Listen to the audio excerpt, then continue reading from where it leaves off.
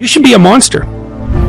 You know, because everyone says, well, you should be harmless, virtuous. You shouldn't do anyone any harm. You should sheath your competitive instinct. You shouldn't try to win. You know, you don't want to be too aggressive. You don't want to be too assertive. You want to take a back seat and all of that. It's like, no. Wrong. You should be a monster, an absolute monster, and then you should learn how to control it. You got to learn to manage the time that is given to you. And this sacrifice is required. This means that you can't binge watch your favorite television show every day. This means that you can't be on social media every day. This means that you can't do whatever you want all day and think you're going to manifest and become this person and achieve this feat. It's not going to happen. And so you got to learn how to sacrifice your time. You got to sacrifice. When you want to sleep, you have to wake up. You have to be obsessive. You have to be obsessive. You have to be addicted. You have to be disciplined. And so ask yourself the question, have you sacrificed everything? Are you paying the price? You got to pay the price for what you want. You finally made it to the big leagues, and now you want to chill?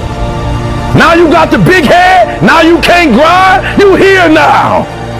You here now. You finally made it. And this is where you break up. This is where you start chilling. This is where you get comfortable. You made it now. You in the big leagues now. This is where you make it permanent. I don't know what your sacrifice is. You just may have to give everything you have. Interested people watch obsessed people change the world. From the depths of your inner soul comes your inner beast, and you are now honoring it. That seed that was planted in your heart has been laying low for the perfect time. That seed that was planted in your mental has been digesting and processing. And when all of these forces came together, they created the perfect storm that set the stage for your inner beast to be born. That set the stage for your inner beast to take form. That set the stage for your inner beast to transform. That set the stage for your inner beast to break through and swarm like a large group of bees. And now you're ready to sting anyone that stands between you and the stamp of greatness needed to make your successful transformation official. I am not afraid of pursuing my objectives. I am not afraid of focusing. I am not afraid of sacrificing. I am not afraid of giving it everything I have. I don't care what anybody thinks. I don't care what I'll look like. I'll look crazy if I have to fulfill my destiny.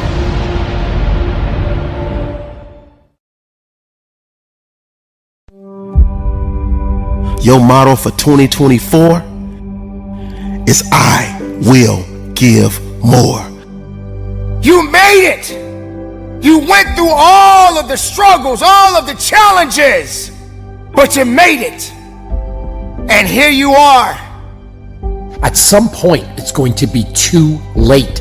At some point, things you really want are going to be out of reach. But you're not at that point yet. There's plenty of time left, but only if you want it. The truth is that you can defeat whatever it is that's stressing you out. You just have to stop focusing on what has already happened and start making things happen. It's time for you to be all in. So, are you ready for more in 2024? Are you ready to show the world that you've only just got started, that the best is yet to come? It is possible to accomplish what you see in your head. It is possible. The question is, can you give your all? This is not the time to quit. This is not the time to go back down memory lane. You got to see your life directly in front of you. You got to trust in yourself and believe that if you made it this year, you can keep going a little bit further. Don't wait for the perfect time. The perfect time will never come. You have to start now. Be all in, or be somebody that leaves this earth with regrets. If you're truly going to be all in, there are some things that you must be willing to let go of. This is the year I give it everything I have. This is the year I stop complaining about the past. This is the year that I don't make excuses. And if I see it in my head, I can hold it in my hand. Put the pedal to the metal, all gas, no brakes. That's your motto. That's your slogan. That's the way you live your life. But as long as you go in with a positive mindset and a strong will, all things are possible. Be all in or be forgotten. This is my year that I give everything I have. Be productive, be strong, and from the bottom of my heart, 2024, conduct your business. This is the year that I make an investment in myself. This is the year. This is not the year that I play around with my life. This is not the year that I sit and wait for destiny to hunt me down. I will hunt everything down that belongs to me. You made it. You're here. The work needs to be done. Now you have to go a little bit further. You say you want more, but are you willing to make the sacrifices required for you to get access to more? You have to have a laser focus. You have to have a no matter what attitude. You have to be willing to get up every single time you fall. This is the year where you decide to think greater than you feel. You decide to get better than you've ever been before. You have to start now. You're in control of your own destiny. You can be whoever you want to be. You can accomplish anything you want to accomplish. This just showing up stuff isn't going to cut it. You have to be all in. It is possible to fully commit yourself to something. It is possible to accomplish what you see in your hand, to hold it in your hand. It is possible. The question is, can you give your all? Don't be afraid of failure, because this is the only way to succeed. I need you to embrace the setbacks. I need you to embrace the failures. I need you to embrace the adversity, because that's what's gonna make you. Last year, you had some setbacks. You can't dwell on it. You can't hold on to it anymore. You got to focus on right now. And you must endure. And you must push. And you must fight. And you must believe that you got what you need inside of yourself. If you are not giving your all, are you willing to confront you? Are you willing to go hard when it looks like you aren't making any progress? Is that what you want? To live an average life? I know you don't. So do something about it. This is your moment to decide. Will you continue on living the life that you have lived? Or will you unlock your greatest potential?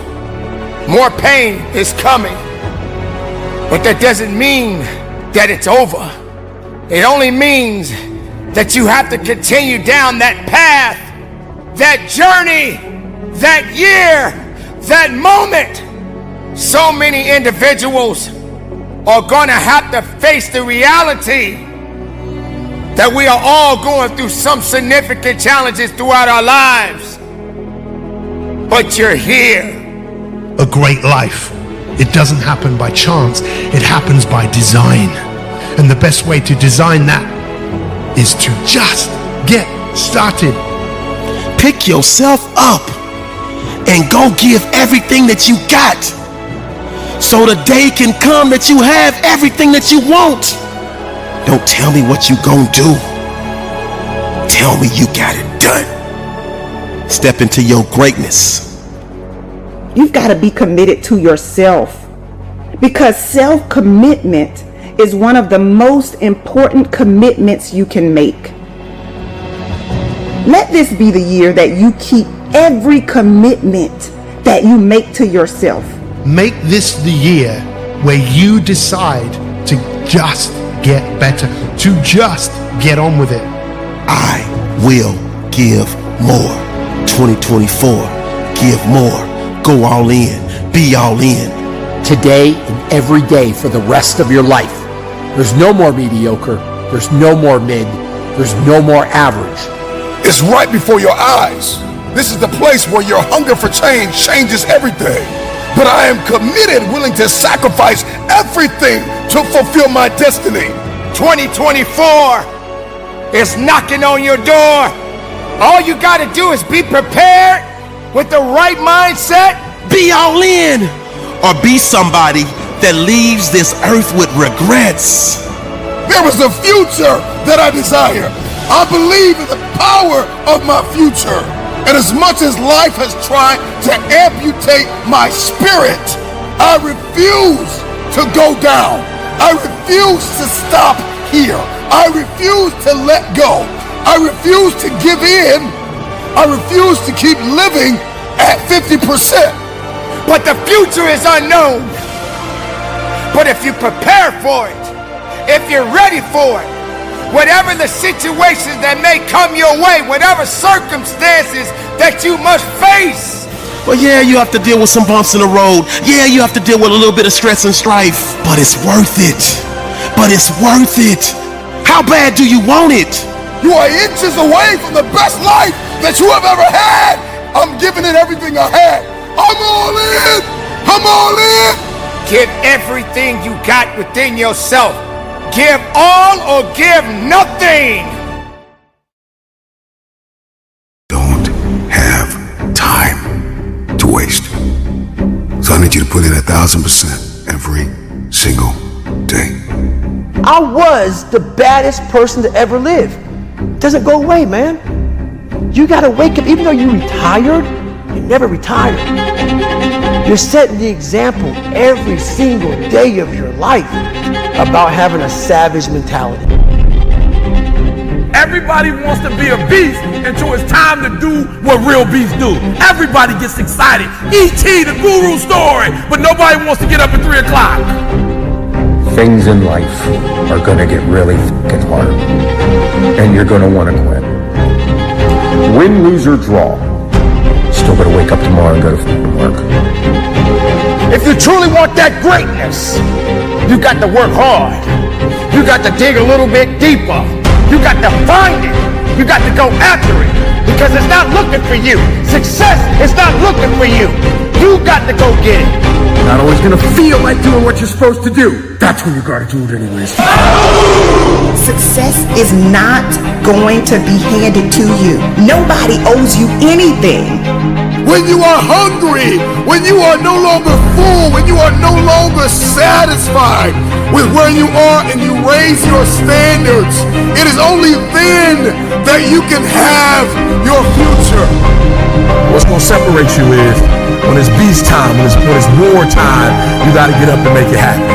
Push with everything you got. Tell excuses to step aside. Let weakness know that it is not welcome in your house because the opportunities are yours. Go get it. Go get it now. Like for real, you walk out of here pumped up, fired up, you get some new information, you're ready. Everybody wants to be a beast until it's time to do what beasts do. Because not only do I want to be a beast, if you follow my 24 hours, I do what beasts do. The one mentality that you must have in life is that regardless of what's in front of you, you still must grind. I feel that most things I do, but still I grind. I have too much to accomplish to be satisfied with where I am right now. I have too much on the line. I have too many people depending on me to win. I must stay hungry.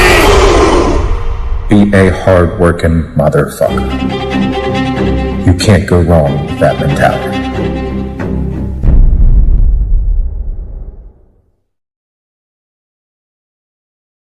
Here's the thing. If you want your future, then keep listening. There are going to be days where you're going to be so inundated with responsibility and you are going to want to completely let go of the vision, of the dream. As bad as you want to hold it in your hand, you're going to want to let go of it all and quit. And I don't care if you have to listen to me 10,000 times. If you have to listen to this in your sleep, write it down, read it every day until the dream becomes a reality. This is the power of discipline. The race is not given to the swift nor the strong, but it is he that endures to the end. They say that discipline is doing what you hate like you love it. For some of you, it might be reading. For some of you, it might be exercising. I don't know what it is that you hate, but do it like you love it and do it daily. In order to understand discipline, discipline is revealed in our daily routines and rituals. Discipline unfolds. If you want your future, you have to cross the bridge of discipline. If you want to get out of the room of ordinary, you have to go through the door of discipline. If you want to dig yourself out of murky, muddy water, if you want to claw your way to the top, you are going to have to climb the wall of discipline. There is no other way. I need you to tell yourself right now, there is no other way. There is no other way. There is no other way. The future belongs to the discipline. Discipline is found in our daily routine, our daily rituals. You may use discipline on occasion, but you're not disciplined. And there's a difference between having discipline and being disciplined. When you have discipline, you're selective.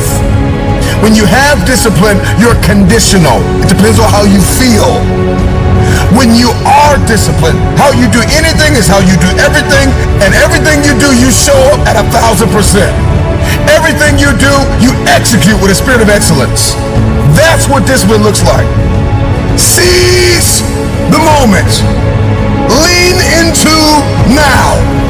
See the power, the beauty, the brilliance, the privilege in now.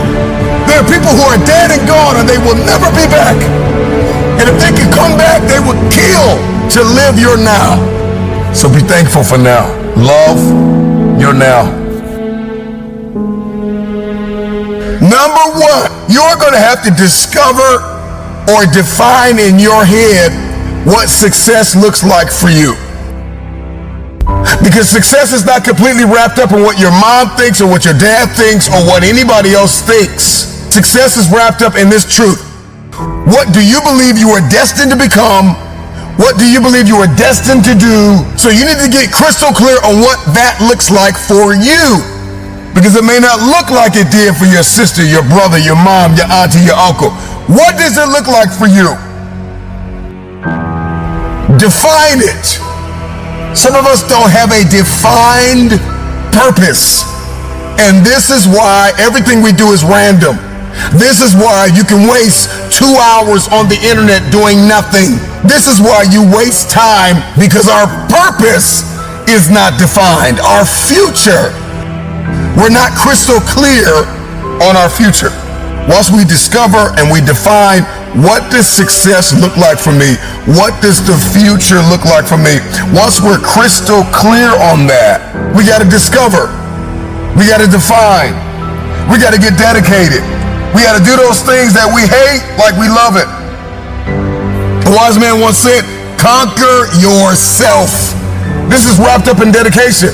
We have to get dedicated. Conquer yourself.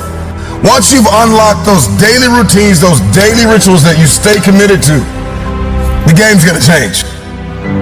And the only way you're gonna get dedicated is if you eliminate all distractions. And you gotta be so dedicated that every distraction gets blocked out. You gotta learn how to turn your phone off, turn the technology off. When the speech is over, when the moment is done, when the song and the dance has ended, you gotta learn how to eliminate all distractions. Who are you with? That is a distraction. Where do you go? That is a distraction.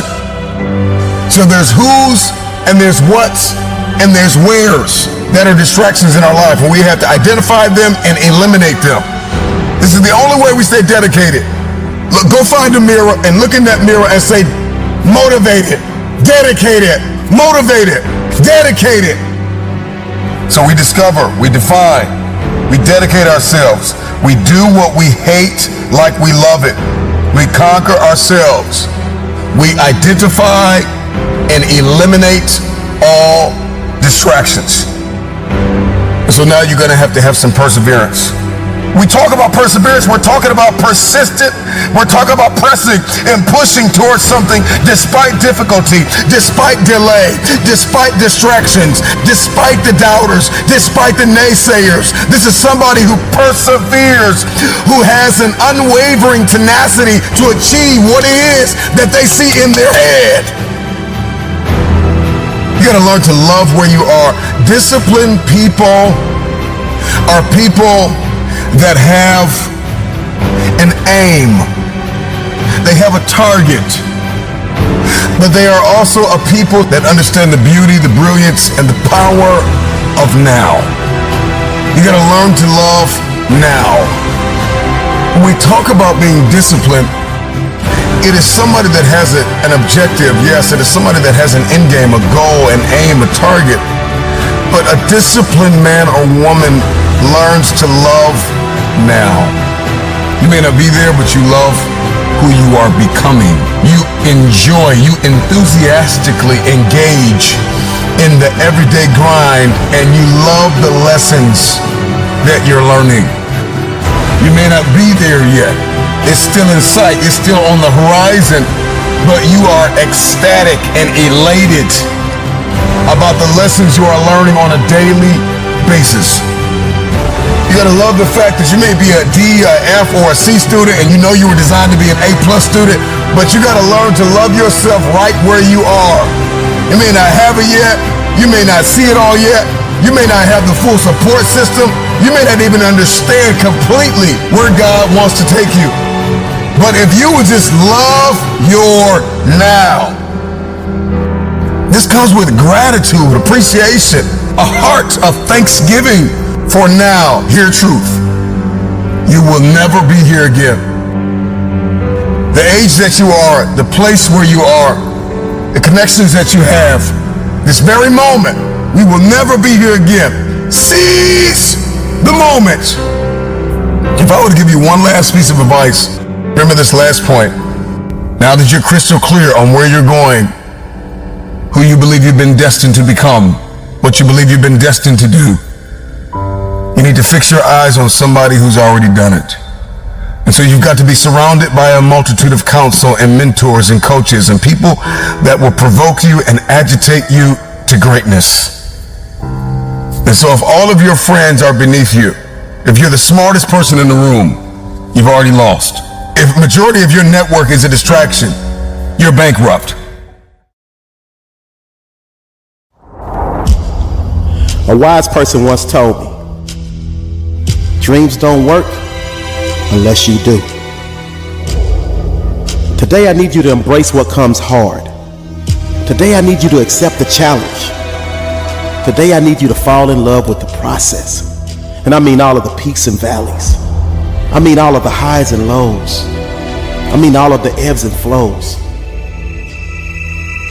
I need you to set your internal GPS to the destination of next level and begin your trek to greatness. Your journey to the destination of graduation will be a bumpy one, but you must keep going. Stay focused and keep your eyes on the prize. As your GPS guides you, don't be alarmed when it says, keep straight, turn right on Failure Boulevard, keep driving. In a half a mile, make a left on Setback Lane, keep driving. In a quarter of a mile, turn right on Adversity Avenue, keep driving. In 2 miles, turn left on Bad Day Drive, keep driving. In 10 miles, turn right on Heartbreak Street, keep driving. And the directions will continue. But the recurring theme is, keep driving. Just like the recurring theme in this message is, keep going, keep grinding. Because your motto is, and always will be, hard work pays off. It always has, and it always will. Do you have the willpower to overcome the dark days? Do you have the willpower to overcome the rough patches? Do you have the willpower to overcome the bad grades? Do you have the willpower to overcome that professor that doesn't like you, and vice versa? Let me answer that question for you. Yes, you do. because you refuse to let anything stop you from designing a lifestyle of your dreams. And if that means you have to power through the dark days, if that means you have to push through the rough patches, that's exactly what you can and will do. Because you understand that if you sweat now, you shine later.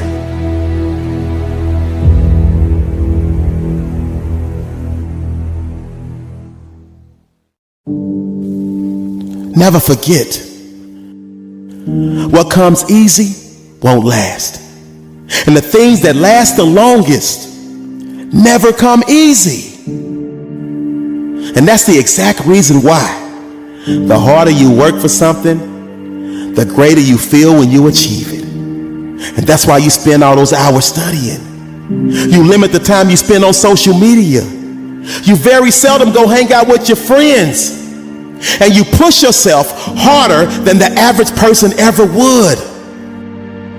Because you made a vow to your mama. You made a vow to your daddy. You made a vow to your brother. You made a vow to your sister. You made a vow to your family. And most importantly, you made a vow to yourself that you did not go to school to be ordinary. You did not go to school to be mediocre. You did not go to school to be middle of the road.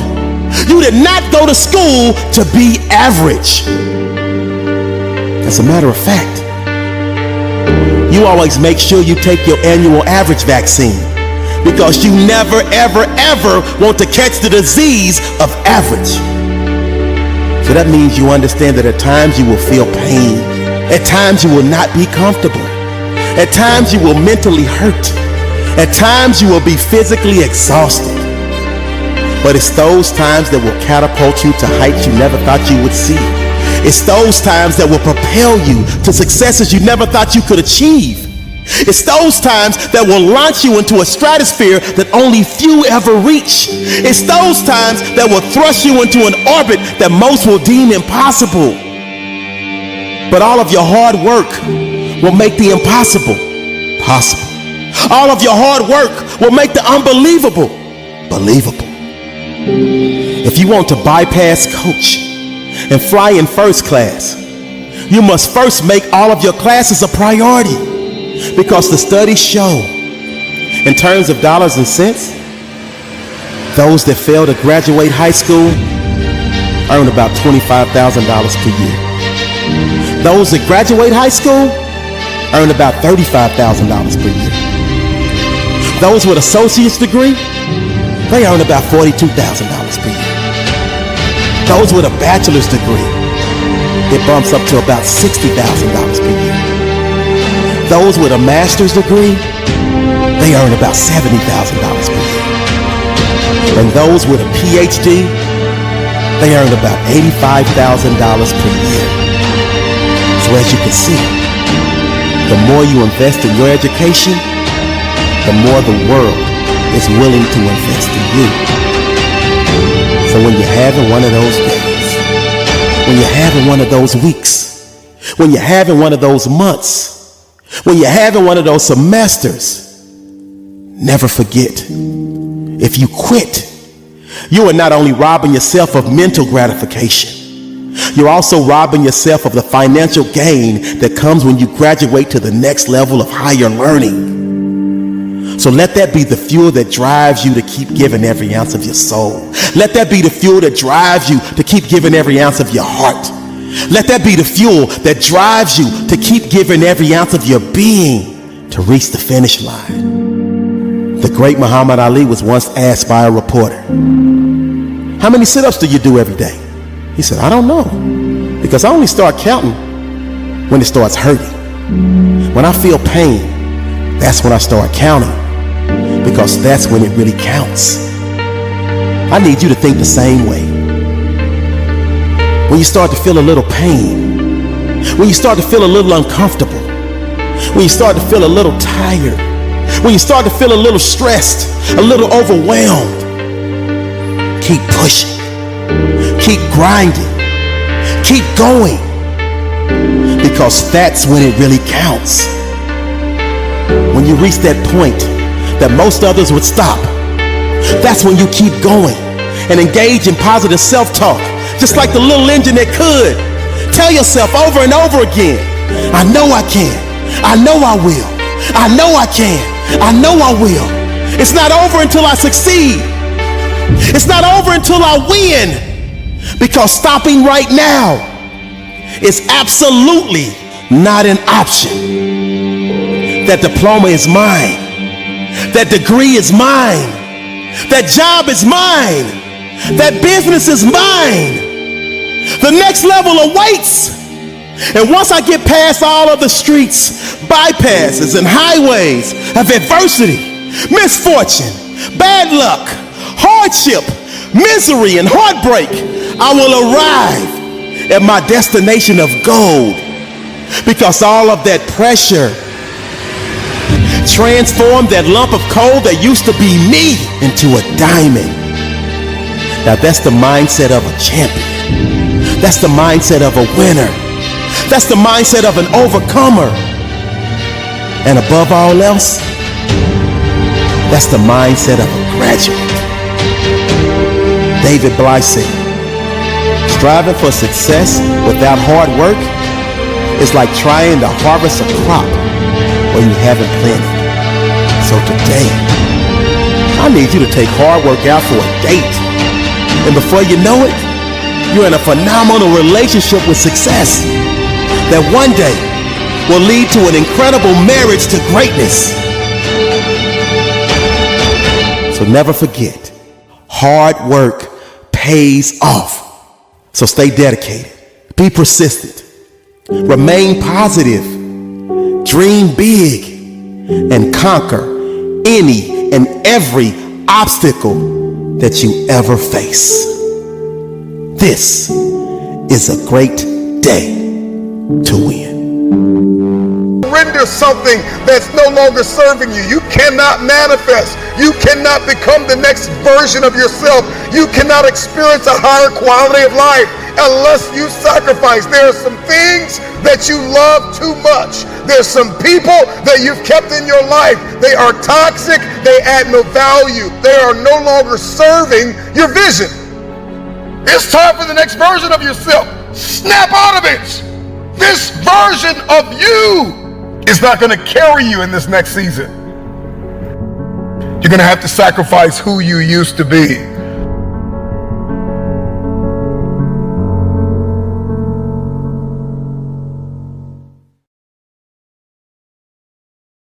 Are you ready for as most people know, life is tough. You cannot deny it. No matter how strong you physically may be, you got to make sure that spiritually and mentally that you're able to push through and carry on. I'm out here running, and I get out and I work through it so that I can get better at it. The thing that kills anybody is the fact that that spirit of I don't want to do it or I can't do it tends to manifest itself in your surroundings, and it slows down your progress so that you can push forward. Let me tell you, I promise you, life does not get easy for anybody. As a matter of fact, it gets harder for anybody that's living and breathing. So no matter what you do, you gotta keep moving forward. Are you willing to go hard when it looks like you aren't making any progress? Are you willing to be rejected? So many individuals are gonna have to face the reality that we are all going through some significant challenges throughout our lives. But you're here, and you must endure, and you must push, and you must fight, and you must believe that you got what you need inside of yourself. You got to trust in yourself and believe that if you made it this year, you can keep going a little bit further and carry on. There are going to be many mistakes. There are going to be many setbacks. But as long as you go in with a positive mindset and a strong will, all things are possible. This is not the time to quit. This is not the time to go back down memory lane. You got to see your life directly in front of you. You have to have a laser focus. Whatever happened in the past can't do anything about your right now. We're talking about your future. But the future is unknown. But if you prepare for it, if you're ready for it, whatever the situations that may come your way, whatever circumstances that you must face, you have to have a no matter what attitude. It's what we do with the time that we have and how we work towards our greatness, towards the uniqueness that we possess inside. Let 2024 be not just a new year, but the year that you realize that you are still amongst the living and the work must be done.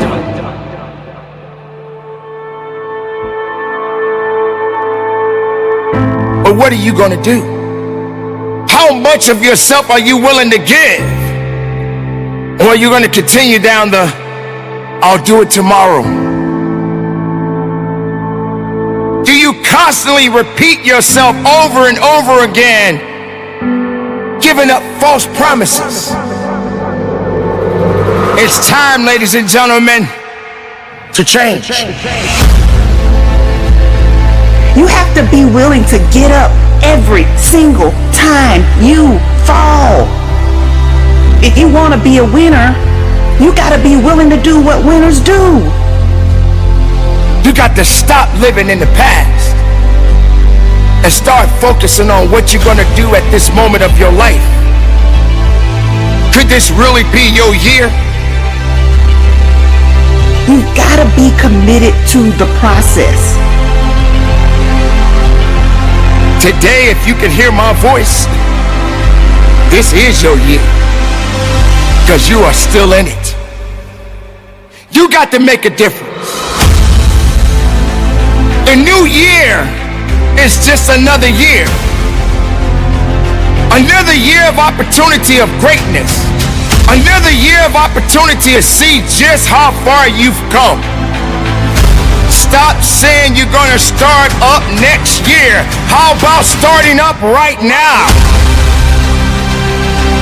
This is the moment of a lifetime for you. You have what it takes, but you have to believe it. You have to believe it. Nobody else can do that for you. Make it count. Don't worry about tomorrow. Don't worry about yesterday. Make this day count. Let's say you can have a meaningful life by adopting responsibility, but it's a heavy load. You got to be awake and alert and on your feet and moving towards something difficult. You have to have some self-control. And you have to sacrifice in the present so that the future is better. It's complex. You have to integrate a lot. And when you take on some responsibility, your life has meaning. You think, I want a meaningful life. It's like, maybe you do. If you're willing to take on the responsibility. What's the alternative? Well, to garner a lot of unearned sympathy for your victimization position. You're quite different from other people, and you shouldn't be comparing yourself to them because they're not like you. You know, they don't have your family. They don't have your temperament. They don't have your troubles. They don't have your abilities. The only person that has those is you. And this is why one of the rules, I think it's rule 4, is compare yourself to who you were yesterday and not to who someone else is today. And see, that's a game you can win because you could be a little better today than you were yesterday. And that's a good thing. you're a little better. That's a good thing. And you know, no doubt there are some things that you could improve. You know, if you sit and meditate for any length of time about what you're not doing optimally, answers will spring to mind. You know, you could be getting up earlier. You could be watching YouTube less. Comparing yourself to who you are now, that's a game you can win.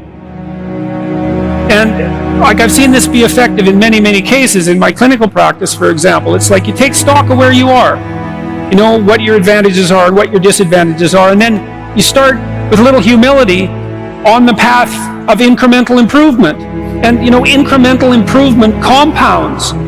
And so you can get a long ways. And then it's, you see, because trajectory in some sense is more important than position for human beings. I mean, if you're starving to death and deal, that's not the situation that I'm describing. But, you know, if you've got the bare necessities of life and so you're not surrounded by absolute privation, what you really want is to see that you're on an uphill path, you know, something that's got the right slope. And you can start anywhere on that path.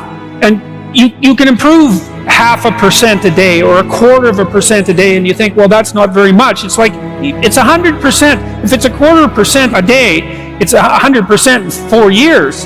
And that doesn't count compounding, you know, which means it's actually going to happen a lot faster. But I believe that the world is constructed so that each person plays a vital role. And so every time that someone gets their act together, it's like, great, that's going to have way more positive effect than you think, and stave off an awful lot of trouble. Because someone who goes bad can do an unbelievable amount of damage. So even just not going bad is a good thing. So one of the things I learned from Carl Jung, whom I have great respect for, is that we necessarily exist inside a hierarchy of values. And that manifests itself all the time, because in order to act, things have to come to a point, right? For you to do something, you have to decide at that moment that that thing is more important to do than anything else that you're doing. And it isn't only how you act, it's even how you perceive. Because when you look at the world, you look at some things, one thing, rather than all the other things you could look at. So even to look at something, and this is technically true, you have to value the thing that you're looking at. Okay, so you're always using values to interact with the world, perceptually and in terms of action. Now those values are organized. Otherwise you're a chaotic mess. So they're organized. There's some consistency in what you do. Right? There's a narrative driving it. That's another way of looking at it. It means you exist inside a value hierarchy. Some things are more important than others. Some of the things that are important to you are even more important than other things that are important to other people. Well, to you, sure, to other people, period. Right. But you're pointing towards something. Now, you might be fragmented and pointing to a bunch of contradictory things, but that's not helpful. Let's assume that you're a reasonably integrated person. Okay. And so you're pursuing something of value. It's at the top of your hierarchy. Functionally speaking, whatever that is at the top of your hierarchy, that's God for you. And you might say, well, I don't believe in God. It's like, yeah, but you still have, you either something have... that's your God.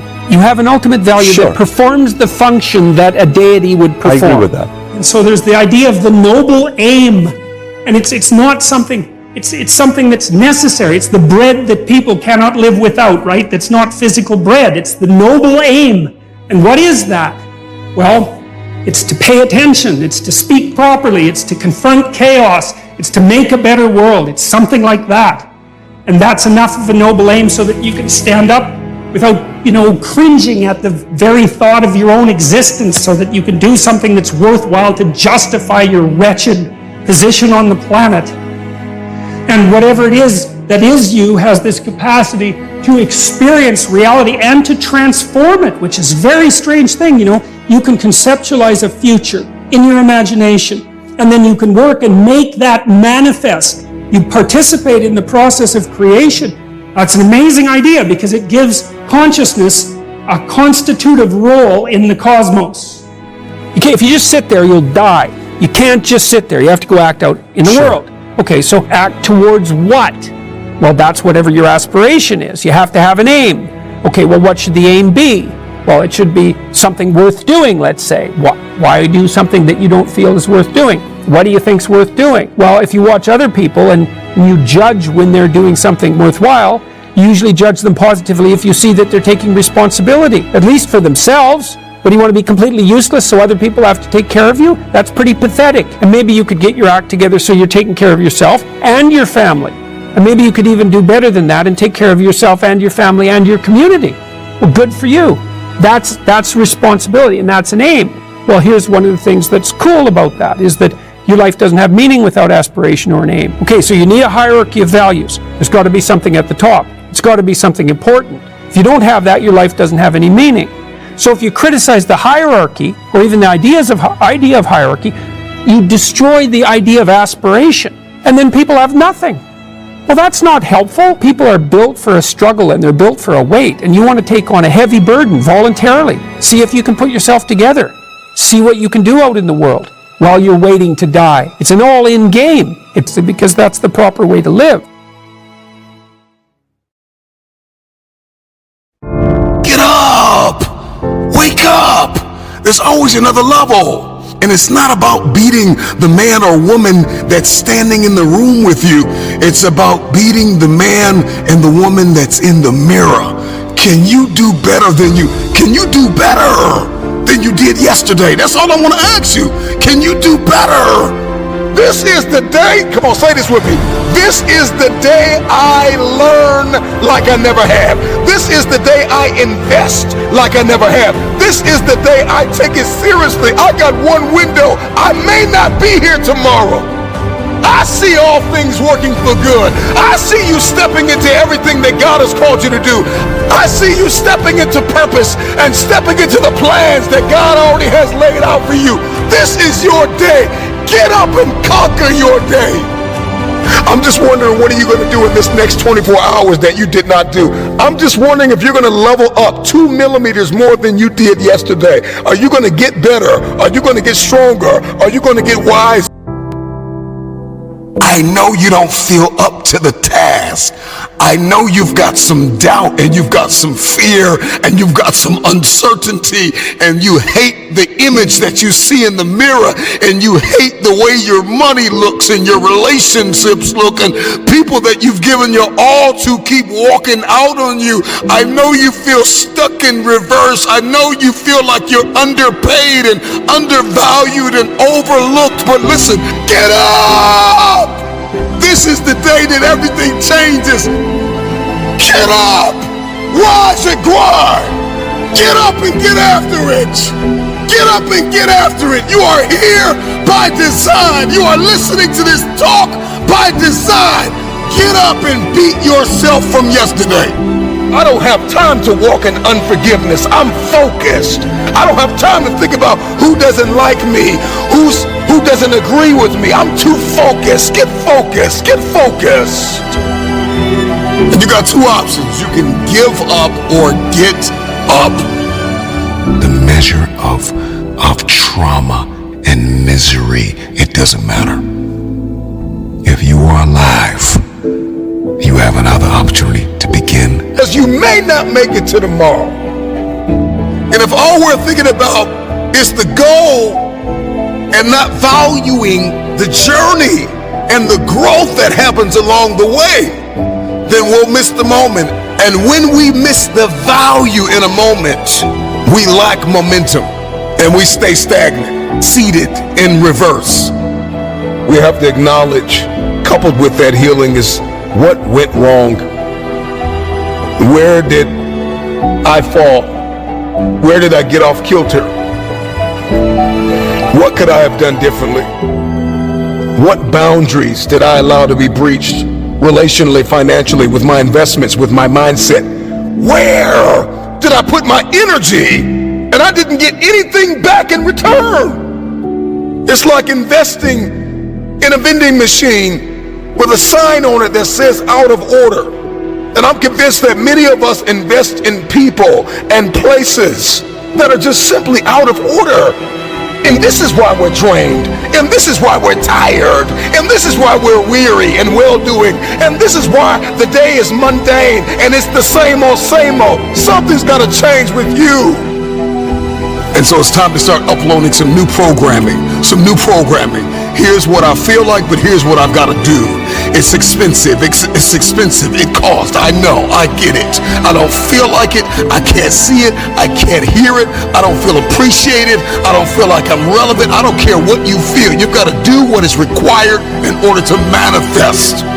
Life and death is in the power of your tongue. Just get in a mirror and start speaking life over yourself. Start speaking life over your family. Start speaking life over your money. Just start speaking life over it. Life and death is in the power of the tongue. Can you do better than you did yesterday? I'm talking to that person that keeps failing the mission. I'm talking to that person that keeps saying, I'm gonna make more money. I'm gonna learn a new skill. I'm gonna make bigger connections. I'm gonna invest in myself.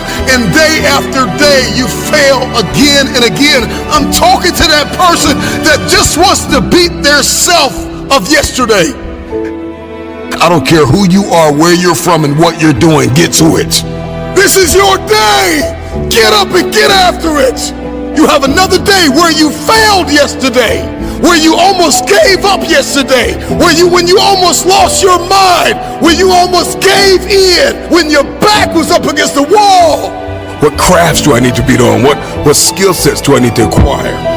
What do I need to be studying for hours in a day? What programs do I need to upload in order to manifest different things? What skill sets need to be acquired? What relationships need to be cultivated? These are the things that I need to be thinking about. If you can be 1% better than you were yesterday, you're making progress. Every day, every single day is a new beginning. Get up. You've got a day to conquer.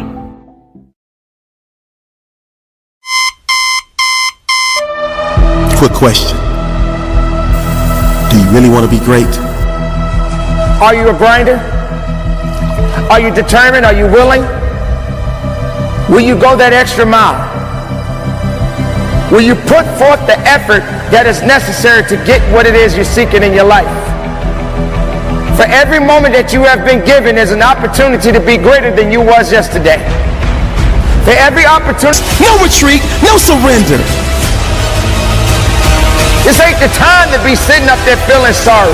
This ain't the time to be saying you don't have what it takes. So what do you think? You thought it was going to be easy? You thought you were going to be able to just walk in and walk out and say, hey, I'm the best of the best? You're not the best until you go through the test. You're not the best until you pass the test. So if you get some setbacks, embrace them. Sure, every day is not going to be a good day for you. Every day is not going to always happen for you. But it's always something happening. But you got to make it happen for the right reasons. For every day of your life, you must continue to believe in yourself. For every day of your life, you must have enough faith and understanding that it's up to you to make that difference count. You got to realize your only competition is really yourself. They may be winning on the outside, but if you're losing on the inside, how can you overcome that? I'm going to tell you how you can overcome it. Shut down each and every negative thought that comes into your brain, each and every time it pops into your brain. So 5 in the morning, and you told yourself the night before, you were getting up today. And when it's time to get up, and your brain starts saying, no, I'm not ready yet. Just 5 more minutes. No. Just 10 more minutes. No. Just 15 more minutes. You have to shut it down and say, we're getting up right now. 5-second rule. Like Mel Robbins says, you got 5 seconds to act on your impulse, or it's gone. So we not waiting 5 seconds. We gonna rise and grind. We gonna rise and shine. We gonna rise and climb. We gonna rise and give everything we got. So you always find yourself starting off on the right path. You start off, you're feeling good, you're running, you're doing everything that you need to do. But it starts to get harder. Things starting to push you back. Life starts to push you back. People start to push you back. Everything around you starts to crumble. You have nothing else left to give. But then you got to find something else. You got to turn on that grind switch. You got to get down and dirty and nasty if you got to. You got to do what necessarily is going to take for you to get what you want. You got to go out there with everything you got. It's time for you to set yourself on fire and live in her. On your life. It's time for you to change your perception. Because the reality is, you gotta put something in to get something out. You're gonna have those bad days, but keep on grinding. You're gonna wanna quit, but keep on grinding. Ladies and gentlemen, this is a very important part of your life. It is a decision that you have to make within yourself. No one is responsible for that. The grinder, you, the individual, the person that you are inside, will determine the outcome, whatever you're going to do in your life. So continue to grind. Grind with everything you got. Be strong every day of your life. No matter what comes your way, keep grinding and keep moving forward. Success is knocking at your door, but you keep refusing to open up. It's time for you to open it up and let the wind come in. Let the greatness come in. You are the definition of resilient. Don't you realize how brilliant you are? Don't you realize the capabilities of you? It's time for you to do what you gotta do so you can go where you wanna go. See, the mindset of success, it has a winning pedigree. And every day the goal is to add to its legacy. What legacy are you gonna leave? When they talk about you, when they say, oh, he slept in every day to 12. Oh, she slept in every day to 12. And did nothing with his or her life. Or will they say, that's my role model, that's my hero, I look up to that person because they are exactly who I aspire to be. The choice is yours. It's not gonna happen overnight. The marathon continues. But you can celebrate small wins along the way. And before it's all said and done, like Rocky in that movie, you will run up those steps and you'll keep running, and you'll keep running, and you'll keep running, and you'll keep running, and you'll want to stop, but you keep running. And the day will come when you arrive at the doorstep of next level greatness and you raise your arms in victory. Rise and grind, my friend. This is a great day to win. Interested people watch obsessed people change the world. Kobe Bryant was not interested in winning championships. He was obsessed. If you really have an obsession to figure it out, you will figure it out. Look in the mirror, motherfucker, is you versus you. An obsession comes in the small details that nobody pays attention to. Because our obsessions become our possessions. You hear this all the time. Don't sweat the small stuff. The 1%ers, the 0.01, they sweat every single detail. I'm obsessed with it. With win or bust. What you obsess about most regularly, you will eventually possess in your life. You have to be obsessive. You have to be obsessive. You have to be addicted. You have to be disciplined. The key there is you. Winning requires you to be different, and different scares people. It's never enough. Nothing great is going to come without you having to deal with adversity and pain tolerance. The price you will pay for not winning is infinitely greater than the price you will ever pay to win. It's everything, and it's in the details. If I can do it, why can't they?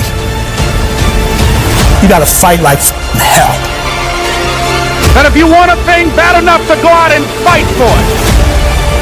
It's the ones that can fight, the ones that come back, those are the ones that succeed. Those are the icons.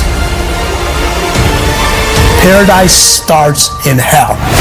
And if you simply go after that thing that you want, You're not fucking born with greatness. You earn greatness. I don't care how you get there. The goal is to win.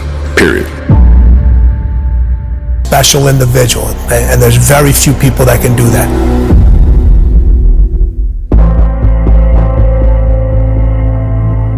I always say this, the most driven individuals, they live a life for many years and certain times without balance. Everybody strives for balance, balance, balance. And in order to be that obsessed with something over and over again, there is going to be times where things are going to be out of balance. It just is. You can't be the best at something and try to balance everything else around your life. You don't find balance, you create it, and it's different for every individual out there. The balance I've created may be completely different than the balance you've created. And there's certain times in your life that the scales are definitely going to be weighing towards one side more than the other. In early part of Kobe's career, it was about basketball and winning, about basketball and winning. And towards the end of his career, it became less about winning. It was still about basketball, and it became more on spending time with the family. But you have to surround yourself with people. You have to surround yourself with people, with individuals that would be selfish for you. They understand your obsession. They understand your drive.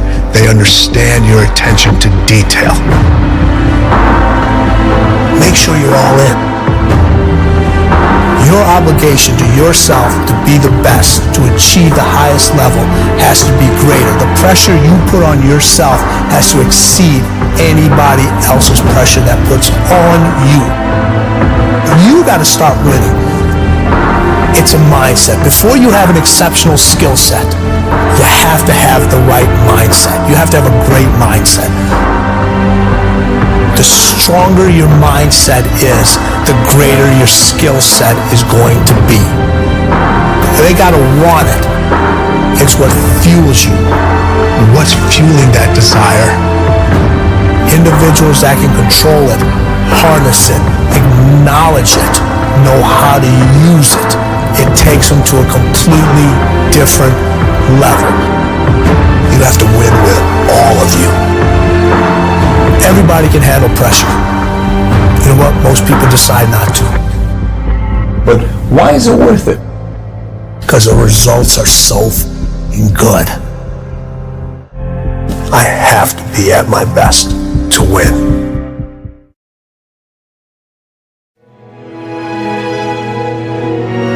For people that feel like they're wasting their time, they're not getting the results they want, what is one thing that they could be doing right now that would turn things around for them? I think one of the things is the way that we approach time. This is something that almost no one talks about anymore. So I feel like you may be behind. You may actually be behind your destiny right now. Like maybe you're not on pace. In fact, I think most people watching this, listening, will say, I am behind on achieving my destiny. I'm not exactly sure what it is, but I feel like it's slipping. I feel like I'm behind. So you better figure out time differently. And you can bend and manipulate time to your advantage. And so I, about 25 years ago, went, I'm not the most talented. I'm not the smartest, and I'm really not. I don't come from, a whole track record of success, right? I don't have the perfect upbringing. How in the world am I going to win? I got to do things other people aren't willing to do, and I got to fix the way I look at time.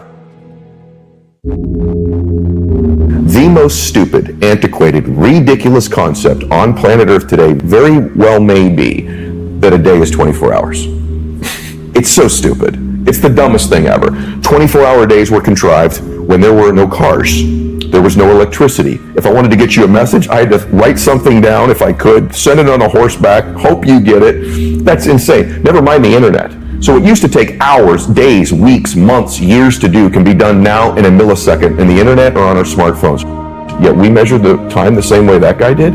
That's bananas. That is so stupid. And so my days now are from 6 a.m. to noon. That's a day. It's 6 hours. And in that day, some days you just chill.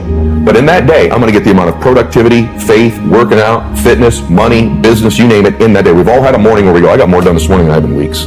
Well, why can't you do that every morning? So I measure time. I've compressed and condensed time. I've bent it. My day is 6 a.m. to noon, and I'm not crazy. You're crazy for thinking it takes 24 hours, just like some dude in a cave did 300 years ago. And it's unfair that people have taught you this. My second day starts at noon and goes till 6 p.m.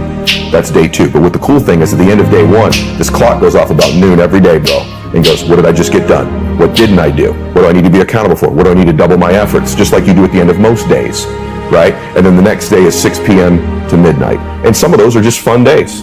Some days I chill, right? But some days they're really super productive.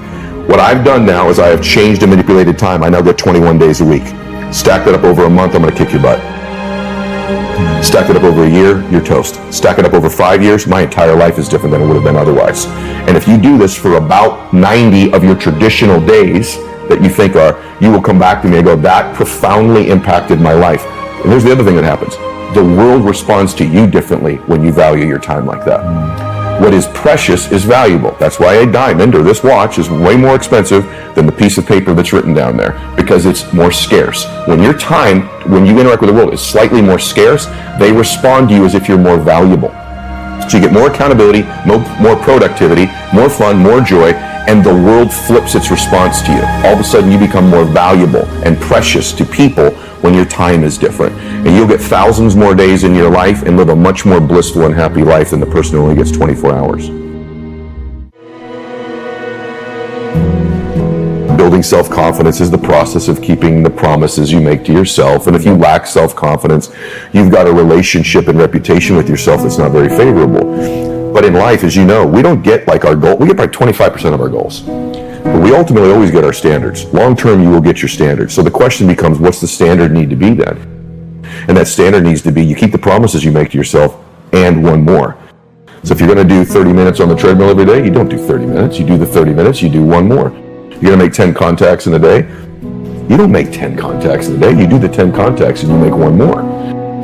So you start stacking up mathematically all of these one mores. You've just done more, so you're better. But you've changed the standard of your life. And you've built this superhuman type self-confidence that I not only do what I say I'm going to do, I do one more than I'm saying I'm going to do. And that's something almost nobody's willing to do, so I'm going to get things almost nobody's going to get. So that's one thing initially everybody can do. This is something that if we could train ourselves to do, our entire lives would change, which is that do the inconvenient or difficult thing in your day or in your life. Human nature is to avoid that. You call it being lazy, but it's just to avoid the inconvenient. Napoleon Hill says in Think and Grow Rich, which I love, he says, on the other type of temporary pain, you are introduced to your other self. And that other self produces another life. So what we have to change, I think, to some extent, is our relationship with pain. I'm willing to pursue pain. I'm willing to pursue discomfort and do the inconvenient thing, because on the other side of that, I have extended my capacity. I've literally changed who I am by getting on the other side of that. When you find a family or a person that's happy and successful, or either one, somewhere back in their lineage, they weren't. That family wasn't. And then the one shows up. The one. And that one changes that family forever. It changes the way they live, the way the world treats them, the way they think. They're the Neo. They're the one in their family. And in my family, I'm the one. I'm the one. I didn't like it. I didn't hope for it. I fought for it. And if you're listening to this or watching it, why don't you consider the fact that potentially maybe you're the one? And the fact that you don't think you are, or that you're not qualified to be the one, or don't have the background or the skills or the confidence, probably makes you the one, because that was me. So if you're listening to this or watching it, stop discounting yourself. Stop carrying these bags of your life of the things you're embarrassed or ashamed of, or that you think are insignificant, that don't amount to anything. Those are the things, you, precious you, that could change another precious human being's life in a moment where they need you the most. And if you don't believe you're qualified, if you don't believe you can do it, you're going to miss those moments in your life. And your entire existence here wasn't what it was supposed to be. I was with Kobe the week before he passed away. I wonder if someone would have whispered, Kobe, when he got in the car today. 6 more days. How would that week maybe have been different for him? What would he have said? Who would he have loved? Who would he have reached out to? What would have mattered to him? How about the Saturday before? Kobe, 1 more day. See, it hits us when I say that. And there's a whisper happening that you can't hear. We forget we're going to die. Napoleon Hill says, begin with the end in mind. What if you did that with your life? What if you began with the end of your life in mind and worked it backwards? See, when we begin to distill down and we realize, yeah, there's a power to 1 more because they're not promised how many we have. And there's a power and there's a blessing that you get 1 more in your life. Have another day to change their life. They have another opportunity to do 1 more. They have another opportunity to make their family proud of them. They still have more time. They don't just have 1 more day probably to be the one in their family. Life is beautiful. It's precious. And sometimes we only have an appreciation for it in its absence. Sometimes we only have an appreciation for the power of the 1 mores or the people in our lives when we imagine their absence. And so I would just ask everybody to consider that.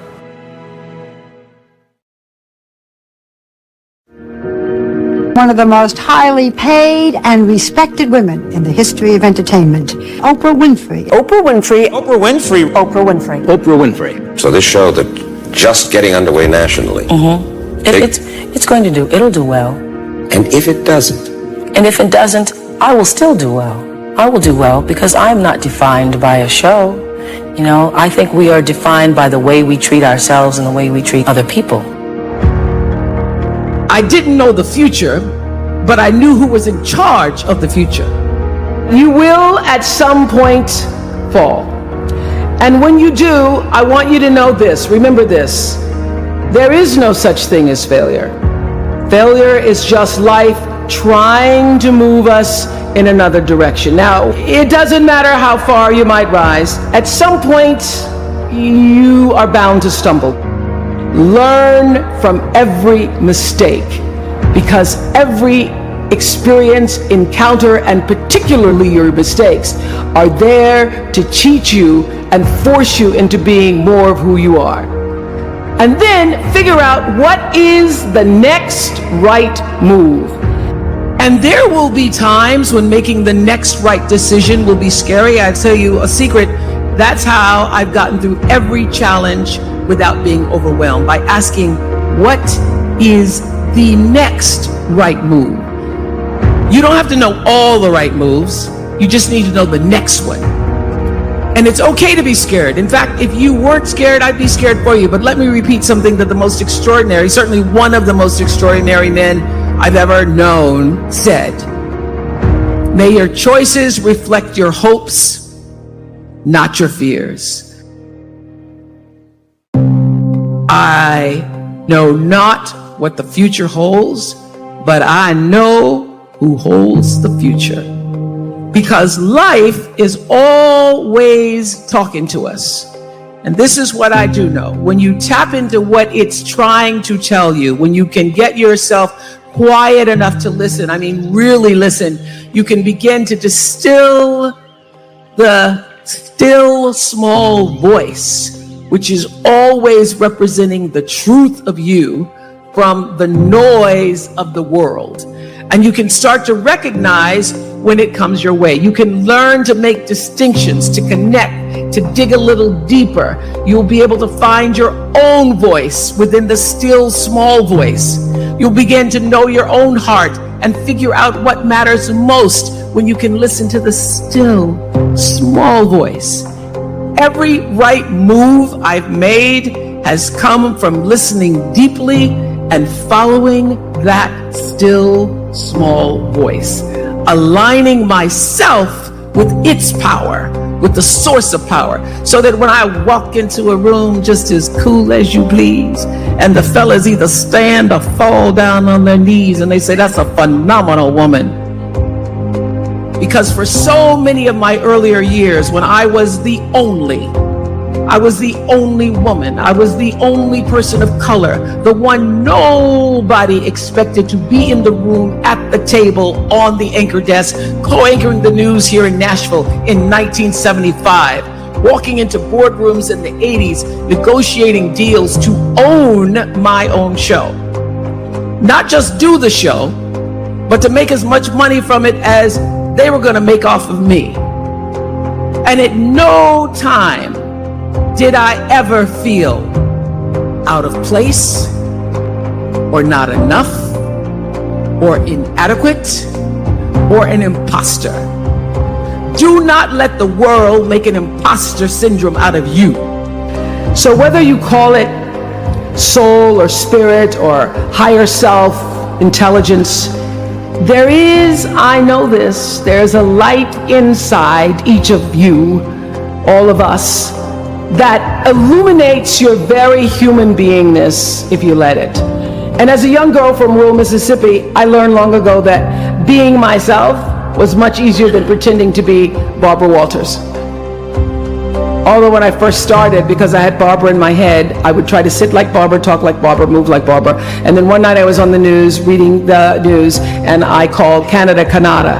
And that was the end of me being Barbara. I cracked myself up on TV, couldn't stop laughing, and my real personality came through. And I figured out, oh gee, I can be a much better Oprah than I could be a pretend Barbara. I always said, love recognizes no barriers. It jumps hurdles, it leaps fences, it penetrates walls to arrive at its destination full of hope. And when you step out in love, you become someone's hope.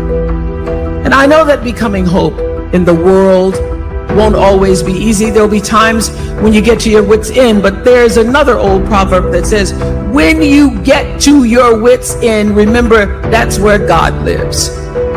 I would add that when you get to your wits' end, it's also a good idea to remember that you've been there before, because we are among the toughest, most resilient people the world has ever seen. From time to time, you may stumble, fall. You will for sure count on this. No doubt you will have questions and you will have doubts about your path. But I know this, if you're willing to listen, to be guided by that still small voice that is the GPS within yourself, to find out what makes you come alive, you will be more than okay. You will be happy, you will be successful, and you will make a difference in the world. I never said when you want to succeed as bad as you want to eat, because you can go 21 days, maybe 30, but without eating. I never said when you want to succeed as bad as you want water, because you can go about 3 days or so without it. I said when you want to succeed as bad as you want to breathe, then you'll be successful. And so one of the things I want to do for you as an educator today, you don't necessarily need better skills per se. That's not what you need. But what some of you need is to go from 70% to 120%. Some of you need to go from 80% to 120%. The reason why I'm giving 120 is because your daddy's not in your life. The reason why I'm giving 120 is because your father's in prison. The reason why I'm giving 120 is because your mom is working 2 jobs. The reason why I'm giving 120 is because your grandma is raising you. The reason why I'm giving 120 is because you live in a community where education is not valued. So I don't care what you do academically, when you leave here, you can't go and get credit for getting A's. That in your neighborhood, in your community, nobody affirms you for reading at a certain level. Nobody affirms you for doing well on your ACT or your SAT. Where you come from, education is not affirmed. So even if you are a scholar, you have to keep it to yourself. You have to suppress it. So the reason why I give 120 is because your daddy's not there to give 80, and your mama's too tired to give 100. And your grandma is washed out, so she's giving 50. And y'all do that little stuff about you gonna eat, but y'all ain't got no doggone motor. You get tired quick. You practice for 1 or 2 days, you go out. You do a couple hours, you tired. But yet you compete against people right now, that's their lifestyle. And you think they about to let you take their lifestyle? I don't want to do it as much as I want to eat. I don't want to do it as much as I need to drink. I want to be the best in the world as bad as I want to breathe. I want to be the Michael Jordan of education. I want to be the LeBron James of education. And I ask you the question. I ask you the question today, are you giving 120? I never said when you want to succeed as bad as you want to eat. I never said when you want to succeed as bad as you want water. I said when you want to succeed as bad as you want to breathe, then you'll be successful.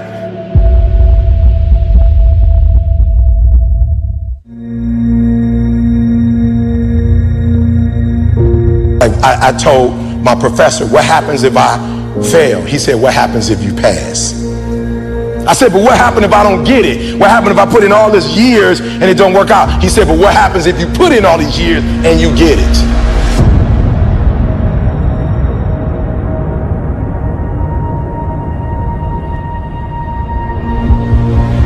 You got skill and you got will. You got skill and you got will. Two total different things. You were born with certain things, but to get to the next level, and not just get to the next level, to stay at the next level, you gotta have will when you get to that next level. So when you play, you have to compete. When you have an opportunity, why would you give 80% when you have an opportunity? Somebody answer that for me.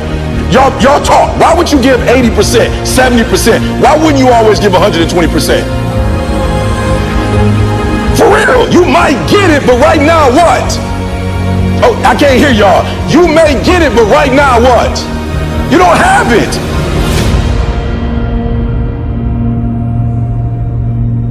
You have nothing to fear. Guys, you already overcame all kind of stuff. Because a lot of you don't see that what's going to take you to that next level that's going to separate you from everybody else, because you got to have something that separates you. What's going to separate you from everybody else?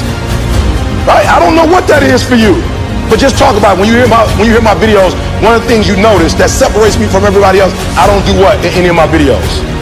I don't curse. You've never seen me cuss before. You've never seen me drink before. You've never seen me smoke. I'm not against drinking and smoking, but my brand is I don't drink, I don't smoke. What are you going to do to separate yourself?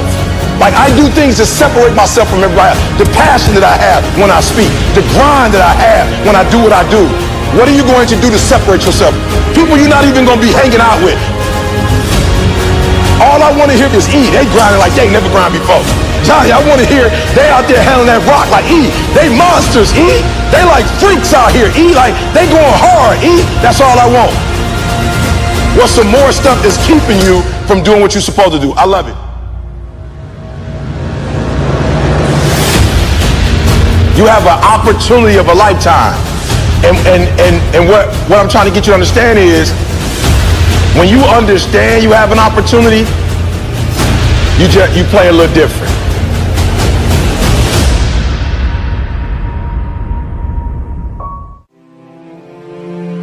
I wasn't successful because of who I was. Like, and a lot of y'all, for real, here's what you gotta stop doing. You hold people to the fire when they don't do what they're supposed to do, but you give yourself a pass. Like, and you gotta stop doing that. Like, I see in this generation, people will let their kids get away with stuff that I know you wouldn't let nobody else's kid get away with. But sometimes when you're so close to something, you don't treat it you don't treat it real. Like, you give it a pass because it's your baby. But if somebody else was to get on your couch and do that, you'd have a fit. Or somebody. So what I had to start doing was saying, you got to stop holding other people to the fire. You got to hold yourself to the fire. And I realized that without a schedule, I was the one that was messing up my life. And I realized I needed a schedule because I wasn't the brand to get me where I wanted to go, if that makes sense. Like, that version of Eric Thomas would never make me a 1%. I realized that. So when I sat down with Warren Buffett, 3 things that blew my mind. I never really realized where his money came from. So the first thing I did was I was like, yo, his money comes from investments. Well, what happened was when he was 12 years old, his father gave him his first grand and let him make an investment. So I realized he's not getting up early in the morning just to get up in the morning. What he says he does is he reads. He doesn't just read books. That's not what he does. He reads financial reports. So this dude was telling me he read a financial report of General Motors in like 1964. And I'm thinking, like, why would you be reading? It's 2014. He was reading the document, the financial, listen to me.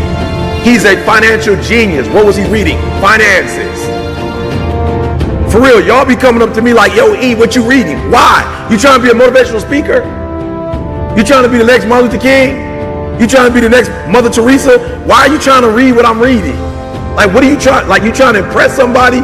Why are you reading what I'm trying to read if you're not trying to be me? He was not reading Mother Teresa. He wasn't reading about leaders. He was reading a financial report from 1964 General Motors. Why? Because General Motors had one of their successful financial years in 1964. And so he was looking for the clues of what were they doing specifically in 1964 that can be duplicated in 2014. That's what he was looking for.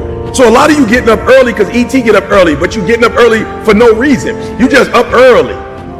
So be careful that your routine is pointing to where you're trying to get to and you're not wasting time. So I'm looking at Warren Buffett. He says he reads 6 hours a day.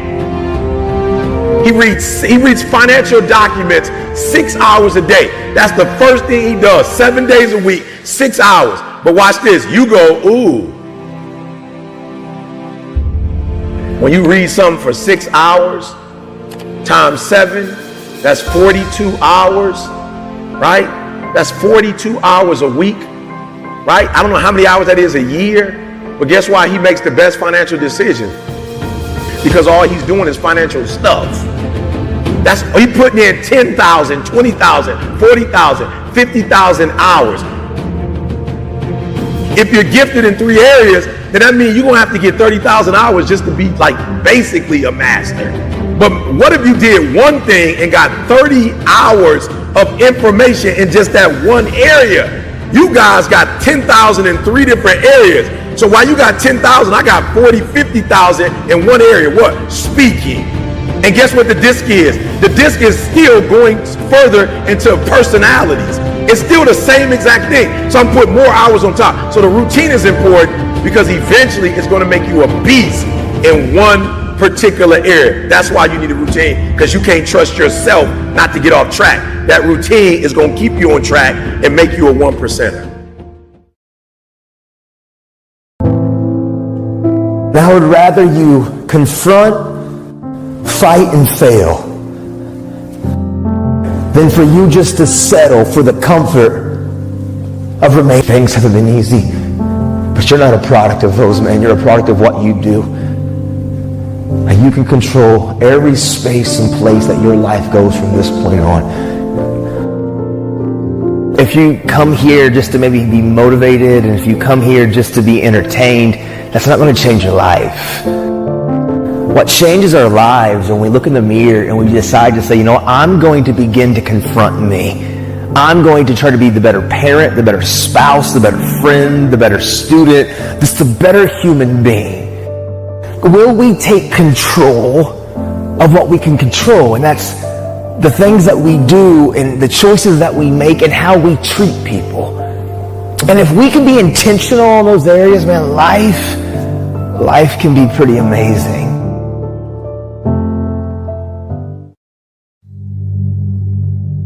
When pressure begins to build called life, because life is going to bring you ups and downs and mountains and valleys. And I'm sure some of you in here, your backstory is full of ups and downs and good days and bad days. I bet some of you in here, your backstory is full of a lot more difficulties and some traumas and some things it's hard for others to comprehend. See, pressure, it can create diamonds or it can bust a pipe. Pressure's not the problem.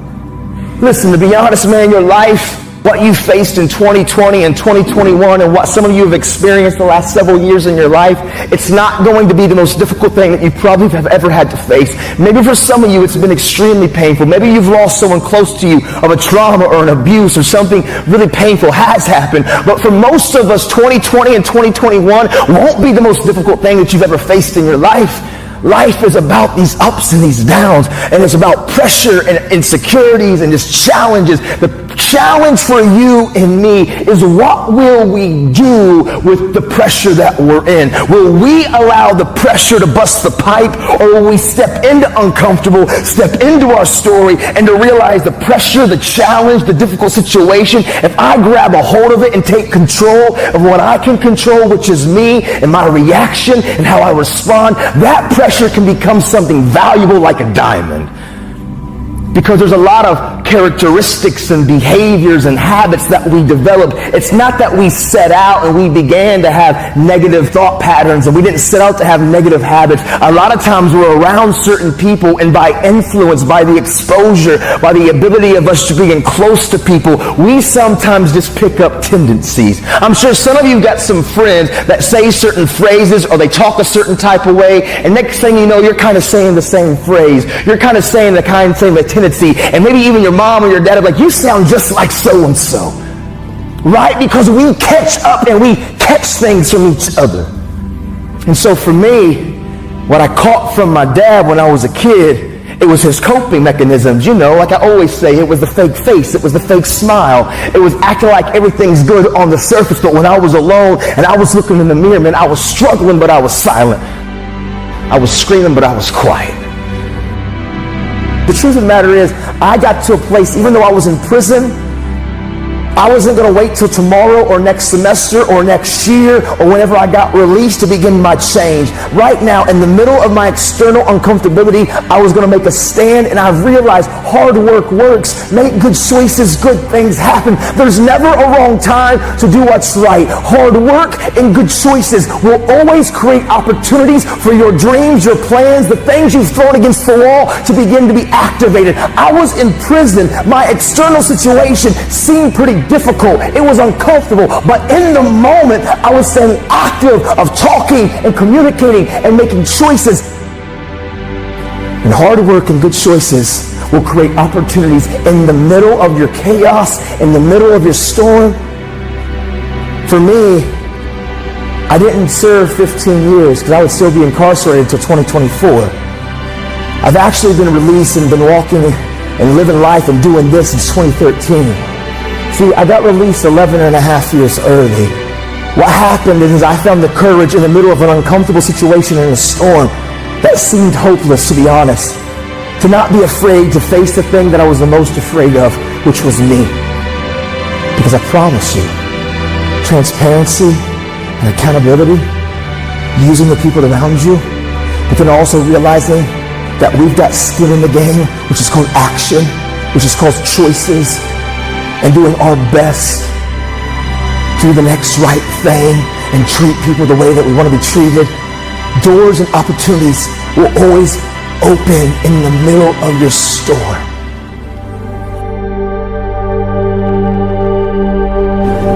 And I care what you have to say. And I care what your experiences have been. And I care about your journey. Don't lose the ability to know that you are a critical thinker. You have the ability to process, to think, to rationalize, to hear data, and to make conclusions. It's inside of you. Don't settle for anything less than real and authentic.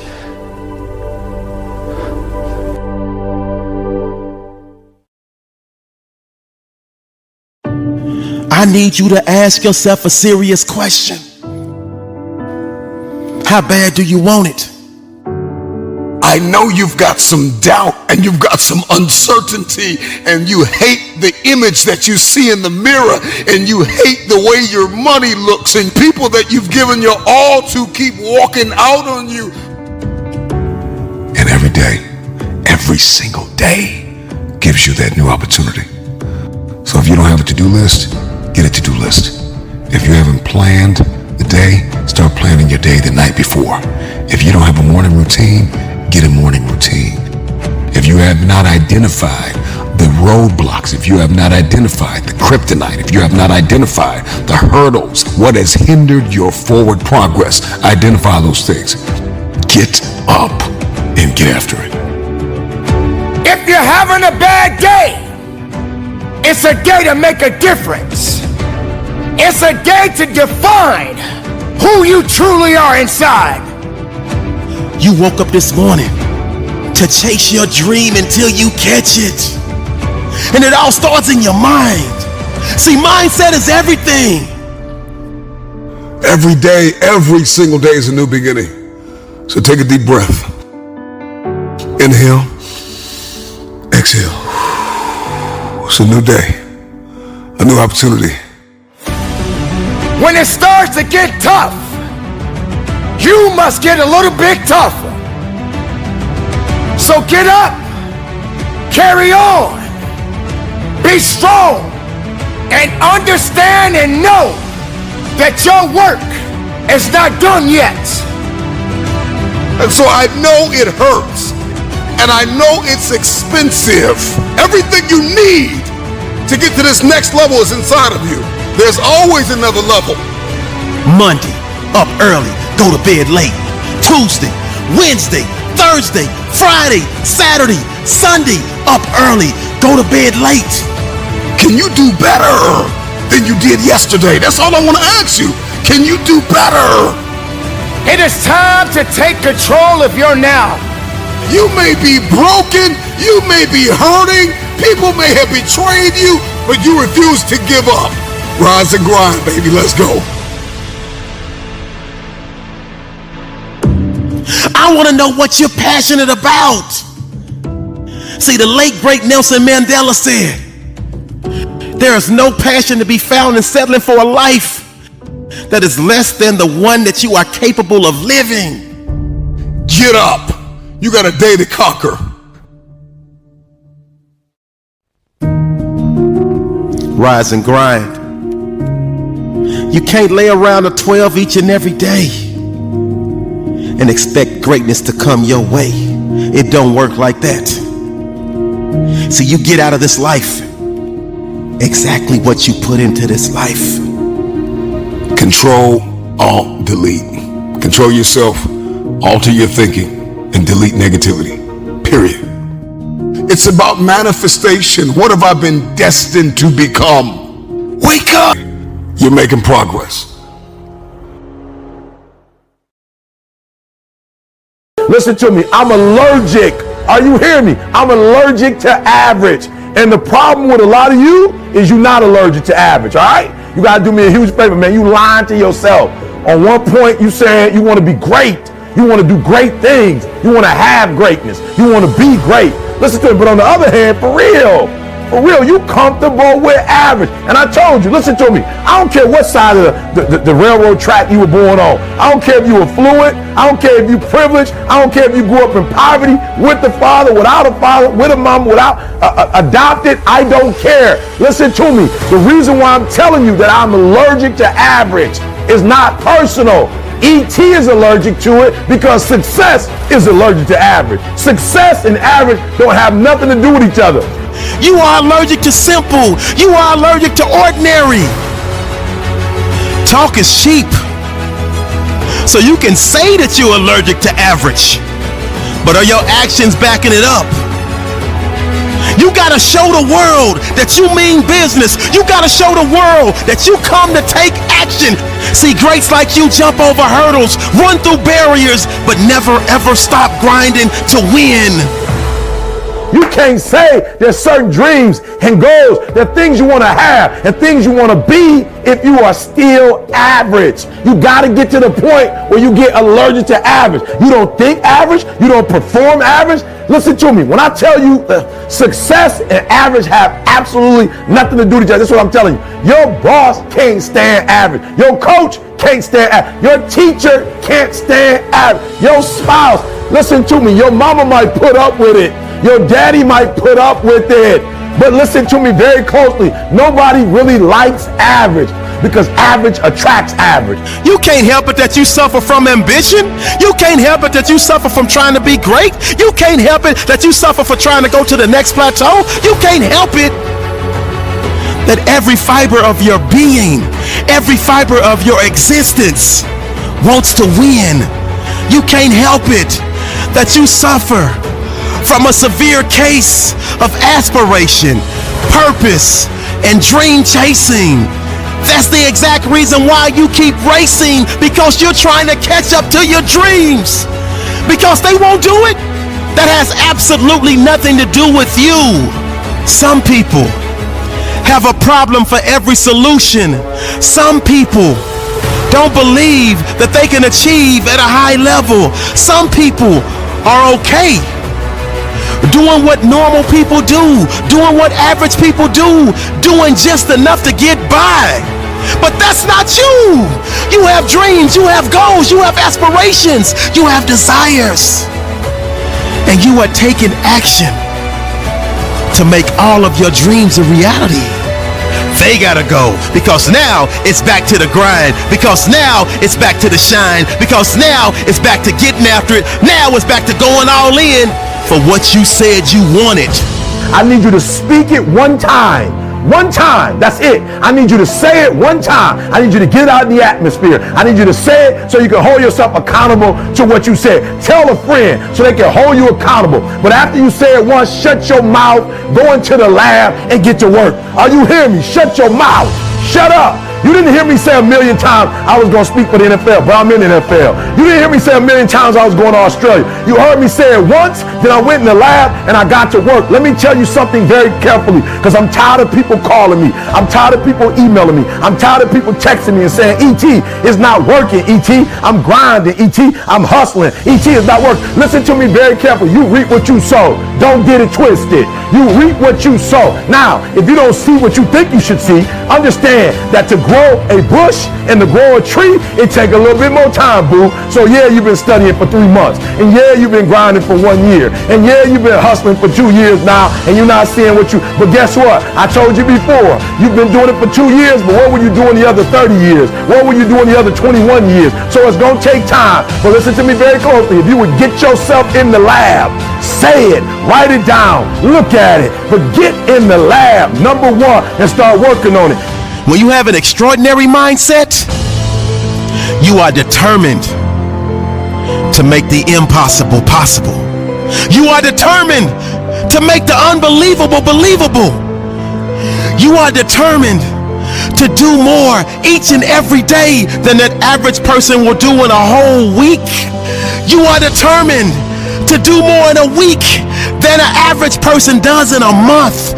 You are determined to do more in a month than an average person does in a whole year. Some of y'all, you lying to yourself. You say you want to be great. You say you want to get to the next level. You say you want to be dominant on that field. You say you want to go to the Final Four. You say you want to be a national champion. Listen to me. You say you want a promotion. You say you want to start your own business. But listen to me very closely. You talk too much. Shut up, get in the lab, and let's go to work. Go to work and do your work. Listen to me. Don't just go to work when you feel like it. Go to work every single day. Work on it every day. I need you to put yourself in a position to shine. I need you to put yourself in a position to climb. I need you to put yourself in a position to redesign. I need you to put yourself in a position to redefine. And I need you to put yourself in a position to realign your alliance. If the people in your circle are average, we don't do average. We won't do average. I need you to have a CEO mindset. Champion energy only.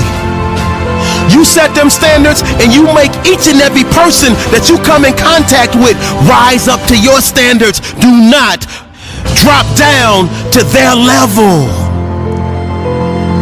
And that wasn't an average thing. See, average people get average results, but great people get great results when they take the necessary actions. I want you to picture this. Imagine trying to climb up a steep hill with somebody on your back.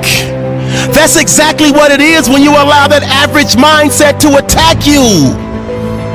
You trying to go up, but you have this negative energy trying to pull you back down. Will you please stop trying to mix phenomenal energy with average energy? It doesn't work. You are allergic to average. Listen to me. Don't keep calling me and telling me you're going to get on the dean's list. Do me a favor. Don't tell me you're going to be on the honor roll. Shut up. Go to work and show me. Average people don't understand that. So when you tell them your come up goals, they're going to tell you exactly why they can't be achieved. Well, I tried that before. It didn't work for me. My cousin tried that before. It didn't work for him. What does that got to do with you? But whatever you do, do not let that average enter into your system. This is a great day to win.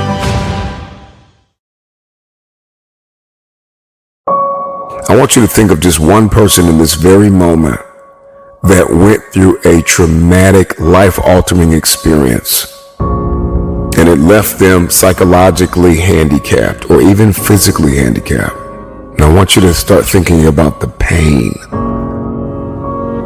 I want you to think about the diminished expectations, the psychological torture, the testing of the limitations of the soul. I want you to think about what this person has gone through. And I want you to think about how you were there for them, how you were compassionate, how you had empathy and you had understanding. But more than that, you felt a responsibility to come to their aid, to provide a sense of comfort and refuge. And now I want you to think to yourself, when was the last time you did this for you? When you have fallen, when you have made a mistake, the worst thing you can do is criticize yourself. At the end of the day, life can be very painful. We can experience loss and worry and the insomnia of reoccurring heartbreak and hardships. It is inevitable. It is self-compassion that gives us the power to face our failures, to face our fears, to face our insecurities, to face what we don't like about ourselves and come out on top.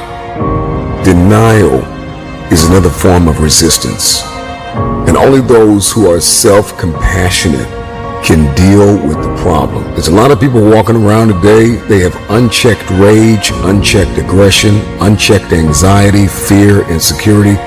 You're going to have to care enough about yourself to face it and find a resolve. Cure what is curable, prevent what is preventable, and go on about your day. When was the last time you showed yourself a little compassion, a little empathy? This is not an invitation to become self-absorbed, but rather a thought that I want to bring to your attention. Remember the past, but do not live in the past. Every mistake you have made up until this very moment, forgive yourself.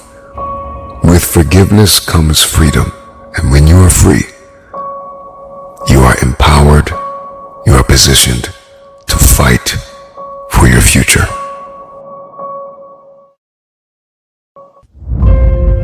If you are going to win the fight for your future, then you are going to have to master self-compassion. I want you to write down everything that proceeds out of my mouth that resonates with you. I don't care if you have to pause this video a million times. Do this if you want results.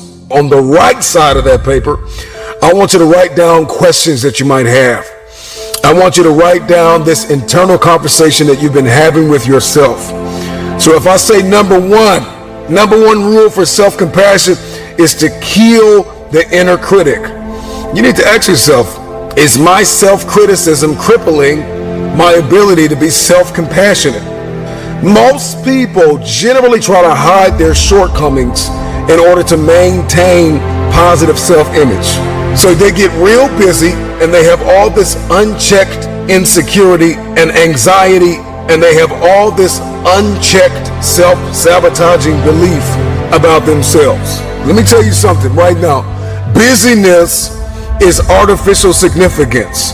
When you have compassion on yourself, then you have a strong desire to come to your own aid, to encourage yourself to get down to the root of the problem and face what it is that you were attempting to run from. If you love yourself, then you're going to get in the mirror and you're going to face the adversity, face the conflict, embrace rather than avoid challenges. And you don't give up on yourself. Do not give up on yourself. When you find yourself criticizing yourself negatively, comparing yourself to others, try to find inspiration in their successes and strengths instead of feeling threatened. Oftentimes we privately criticize because we are publicly comparing ourselves to other people. I want you to ask yourself the question, am I generally optimistic over every facet of my life? Do I expect the best of health for myself? When I am discouraged and indulging in a form of self-pity? Do I look at problems as potential opportunities? Do I praise or do I criticize? If you're going to have a high quality of self-compassion, then you're going to have to wake up every single day with a mind that is fully persuaded that you are an incurable optimist, and you're going to see every challenge as an opportunity.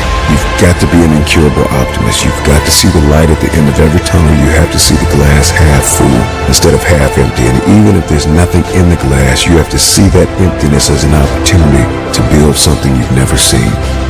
They say that which you fear or expect will most likely come to pass. The body manifests what the mind harbors. And there's a fine line between self-compassion and self-absorbed. How do you see yourself?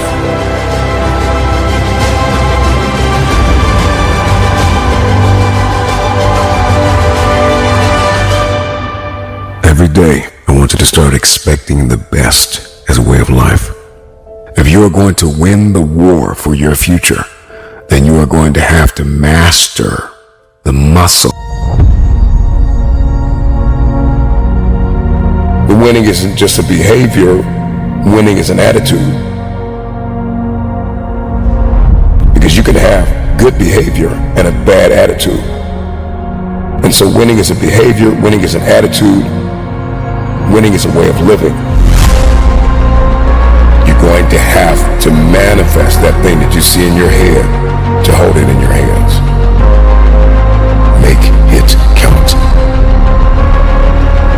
What you go through, you will grow through. I know you feel stuck in reversion. You may be tired, you may be broken, you may be hurting. But listen, winning has everything to do with your mentality. I am going to win. I've had enough of the loss. I've had enough of the lack. I want to win now. I want to win. We all know what it's like to lose a job, to lose a family member, to lose money, to lose a position. Some of us have even lost our minds at points in our lives. So we are acquainted with loss. Some of us have lost love towards someone, or lost passion, or lost focus. Many of you listening to me know what it's like to lose everything. You have another day where you failed yesterday, where you almost gave up yesterday, when you almost lost your mind, when you almost gave in, when your back was up against the wall. But there is something in all of us, something very inborn, interwoven, something very intrinsic, a distinctive in all of us, a desire to win.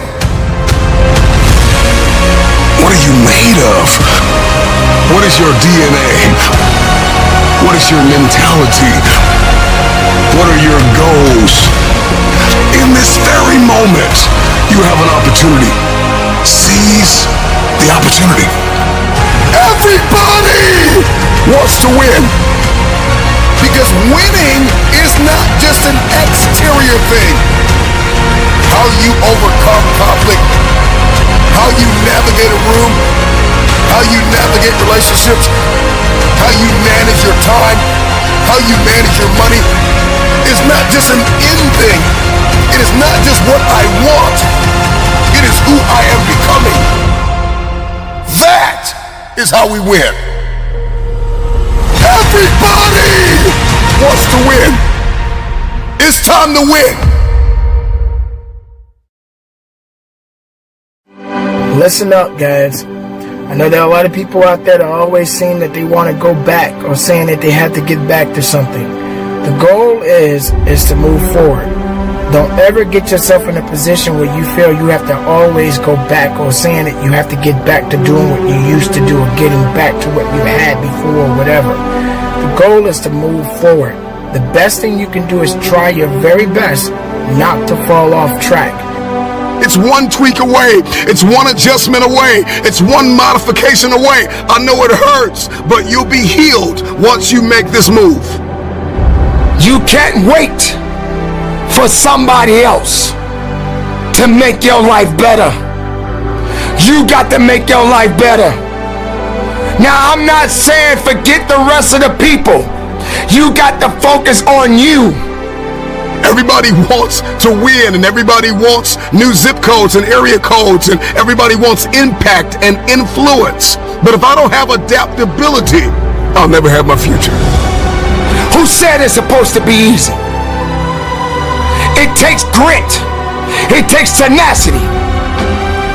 It takes sacrifice. Stop feeling sorry for yourself. This is not a pity party. The necessary growth strategies, necessary modification, personality adjustment, attitude upgrades, the necessary, the wise adapt themselves to the circumstances, like water molds itself to the pitcher. Change is one of the necessary laws of life. Remember this: action and adaptability create opportunity. Anything that comes your way, you got to be prepared to accept the challenge and go through it. Don't lay on your back. If something's on your chest, get it off. As long as you're breathing, as long as that heart is pumping blood, you're not dead yet. They haven't put rose petals on your box yet. Make sure every manifested, but when you believe in it, you demand the universe to assist you in what you're doing. And if you can see it before everybody else can see it, then it's going to eventually come to you. Forget about January, forget about February, forget about March, forget about April, forget about May, forget about June, forget about July, forget about August, forget about September. It's over. So forget about the past. Listen to me and make the rest of your life the best of your life. It's your boy E.T. I know you can do it. I believe you can do it. Now go out there, get up, get out, and go get some. Are you wasting your time, or are you using your time wisely? You can replace money. You cannot get a year back.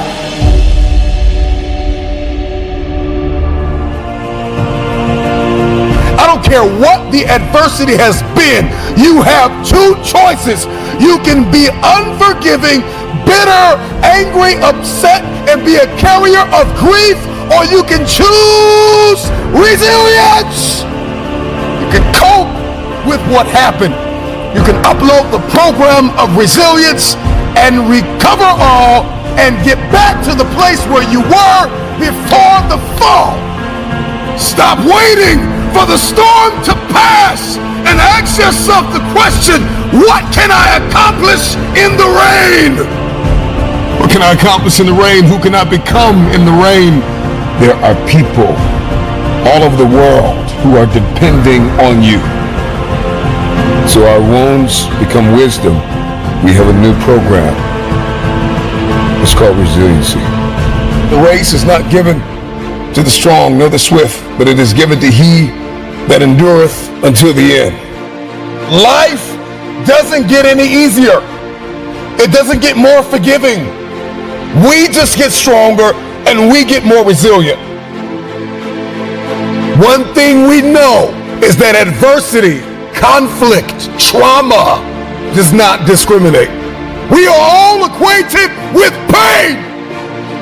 I don't care how many times life knocks you down, get back up and tell life, I'm supposed to be here. I belong here. Give me what's mine. When we tackle obstacles, when we face adversity and conflict, it is only then that we find hidden reserves of courage and resilience we didn't even know we had. It's literally only when we face failure that we realize these resources are always there within us. We only need to find them to fulfill our destinies. After life has beaten you and broken you into pieces, resiliency is that gift and ability. It's the discipline to turn those pieces into a work of art. Many of you listening to me know what it's like to lose everything. You know what it's like to hit rock bottom. You know what it's like not to be supported. You know what it's like to be lied on. You know what it's like to experience emotional, relational, and psychological trauma. And it changes you because you don't know what you are made of until you have gone through something. You already know what failure feels like. You already know what it feels like to quit, to stop, to throw in the towel, to sit on the couch, to move to a substance, to put your confidence in some man or some woman, to lay idle.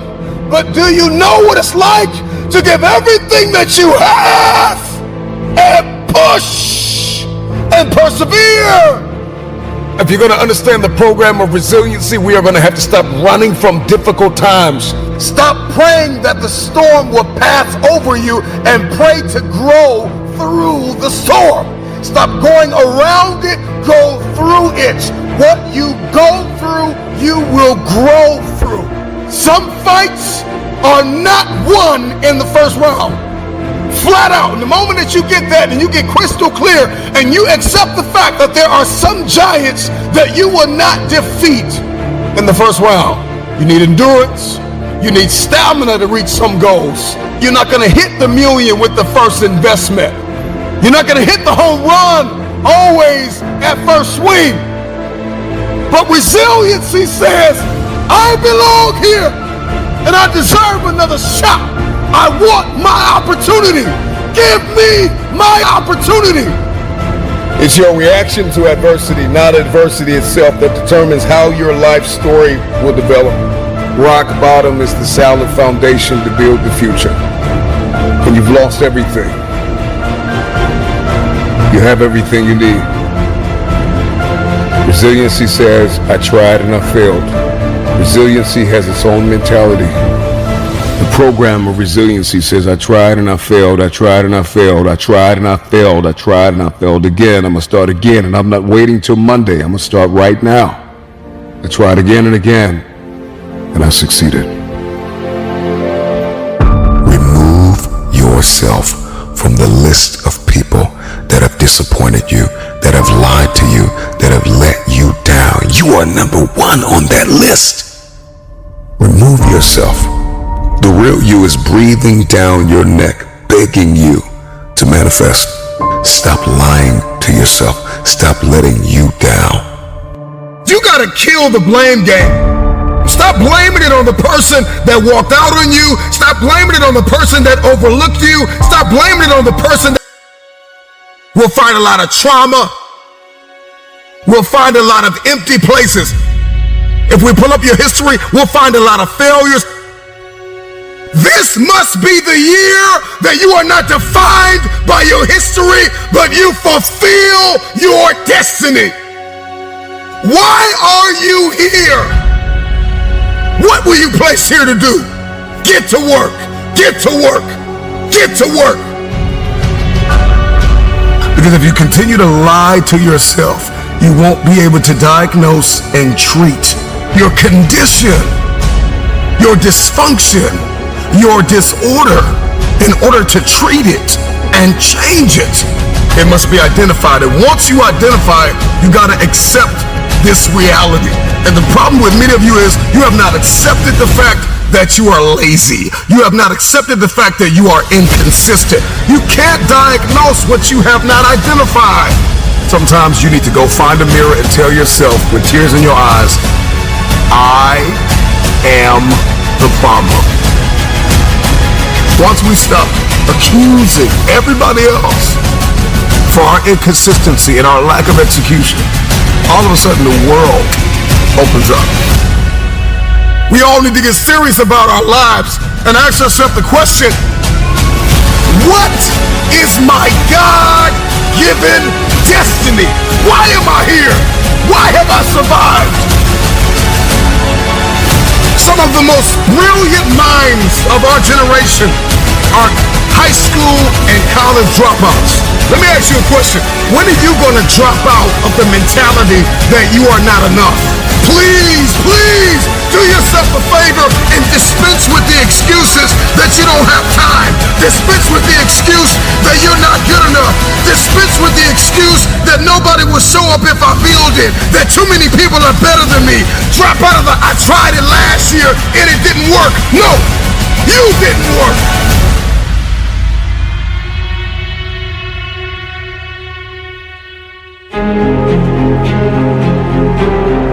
Doubt's gonna knock at your door, and insecurity's gonna knock at your door, and adversity and trial and tribulation is gonna knock at your door, and difficult tasks gonna knock at your door.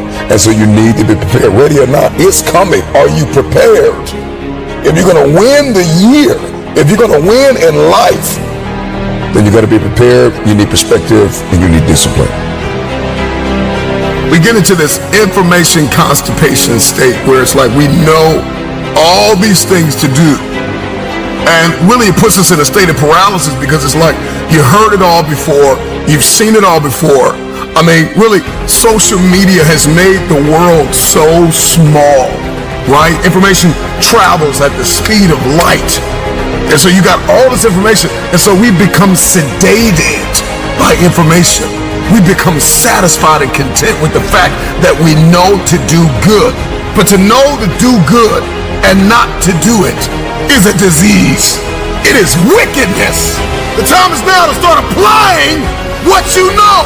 What's the point of taking notes? What's the point of buying courses? What's the point of joining communities? What's the point of making the investment? Some of you have journals full of dreams and no action has been taken. You will find that the men and women that turned the world upside down were the ones who got out of their own way. Get to work. You owe you. A lot of us, we watch everybody win in every facet of life. We watch the underdog rise under the lights. And we think to ourselves, when is it going to be my time? When is it going to be my time? And in order to be next, you got to see this thing differently. You got to change the way you live, you eat, you walk, you talk, you think. And once you walk in that newness, then you'll be next. When inconvenience becomes pleasure, when you have your mind made up that no matter how you're feeling, every day you're going to give it everything you have. You're going to give, you're going to see, you're going to sow, you're going to serve, and give it everything you have. Then all of a sudden the world opens up to you. Come to the resolve this year that dedication, discipline, perspective, preparation is going to be your new code of conduct. Motivation has an expiration date. And when motivation dies, discipline must take its place. The only way you're going to do, the only way you're going to accomplish, the only way you're going to execute is if discipline takes the place of your motivation. But until that motivation expires and evolves into discipline, you will never become who God has called you to become. First, we conquer the day, and then we execute the week, and that week turns into a month, and that month turns into a quarter, and that quarter turns into a year, and then all of a sudden you look up and you're no longer just this motivated onlooker. You are a disciplined, desperate, dangerous fulfiller of destiny. What in the world are you waiting for? There are people that are depending on you. God placed you in this world to do something. Get to work. If you hang around sharks long enough, it will transform your mindset, and I promise you, you will be like a shark. You will think like a shark. And you can't go backwards, and if you stop swimming, you will die. And don't you ever forget that the rest of your life. Don't you ever stop moving. Don't you ever go backwards. I know what it feels like to sit on a bench. I know what it feels like to get knocked down. I know what it feels like to have a hope and a dream and nobody believes in it. I wish I didn't quit. I wish I acted better. I wish I didn't get kicked out of school. I wish I didn't give up on my kid. I wish. That is regret. There's still time. What are you working on right now? Because sometimes in life, all you got is that one thing. God gave you one thing to do. That's all you got is that one thing. I know life will knock you down. I know life can be tough, but you are on a journey. You know, my dad would say, go get it, son. Go get it. Be sweet, baby. Be sweet. Go get it. Go get it. Be sweet, baby. Go get it. Go get it. Be sweet. Be sweet, baby. Go get it. Go get it. Be sweet. Be sweet, baby. Every time I left the house, my mom would say, be sweet, baby. Be sweet. My dad would say, go get it, son. Go get it. Go get it, son. Go get it. Be sweet. Go get it. Be sweet. Go get it. Be sweet. Go get it. Be sweet. You got to be ready to fight and bounce back. Punch and counter punch. Jab and jab back. Let me tell you something. Life is a series of fights. The worst thing you can do is run away from your fights. In order for you to rise up, you better take your game to the next level. Your mindset needs to go to the next level. Your information needs to go to the next level. Your relationships need to go to the next level. To be a shark is about how you move, how you operate, how you navigate. You have to be disciplined every single day and train yourself to follow through on all your fundamentals, and that's how you're going to be successful. You have to do it when you don't feel like it. You have to do it when you feel discouraged. You have to do it when you don't feel healthy. You have to do it when you're under the weather. Every single day, you have to train yourself to focus and commit to your business and follow through. Fighting for your future. Fighting for your dream. Fighting for success. When you come over depression, you raise your arms like a champ. When you overcome bankruptcy, raise your arms in victory. Don't you ever lose hope. Don't you ever give up your mindset. Sharks are powerful creatures. You gotta think different. You gotta be different if you want to be at the top of your food chain.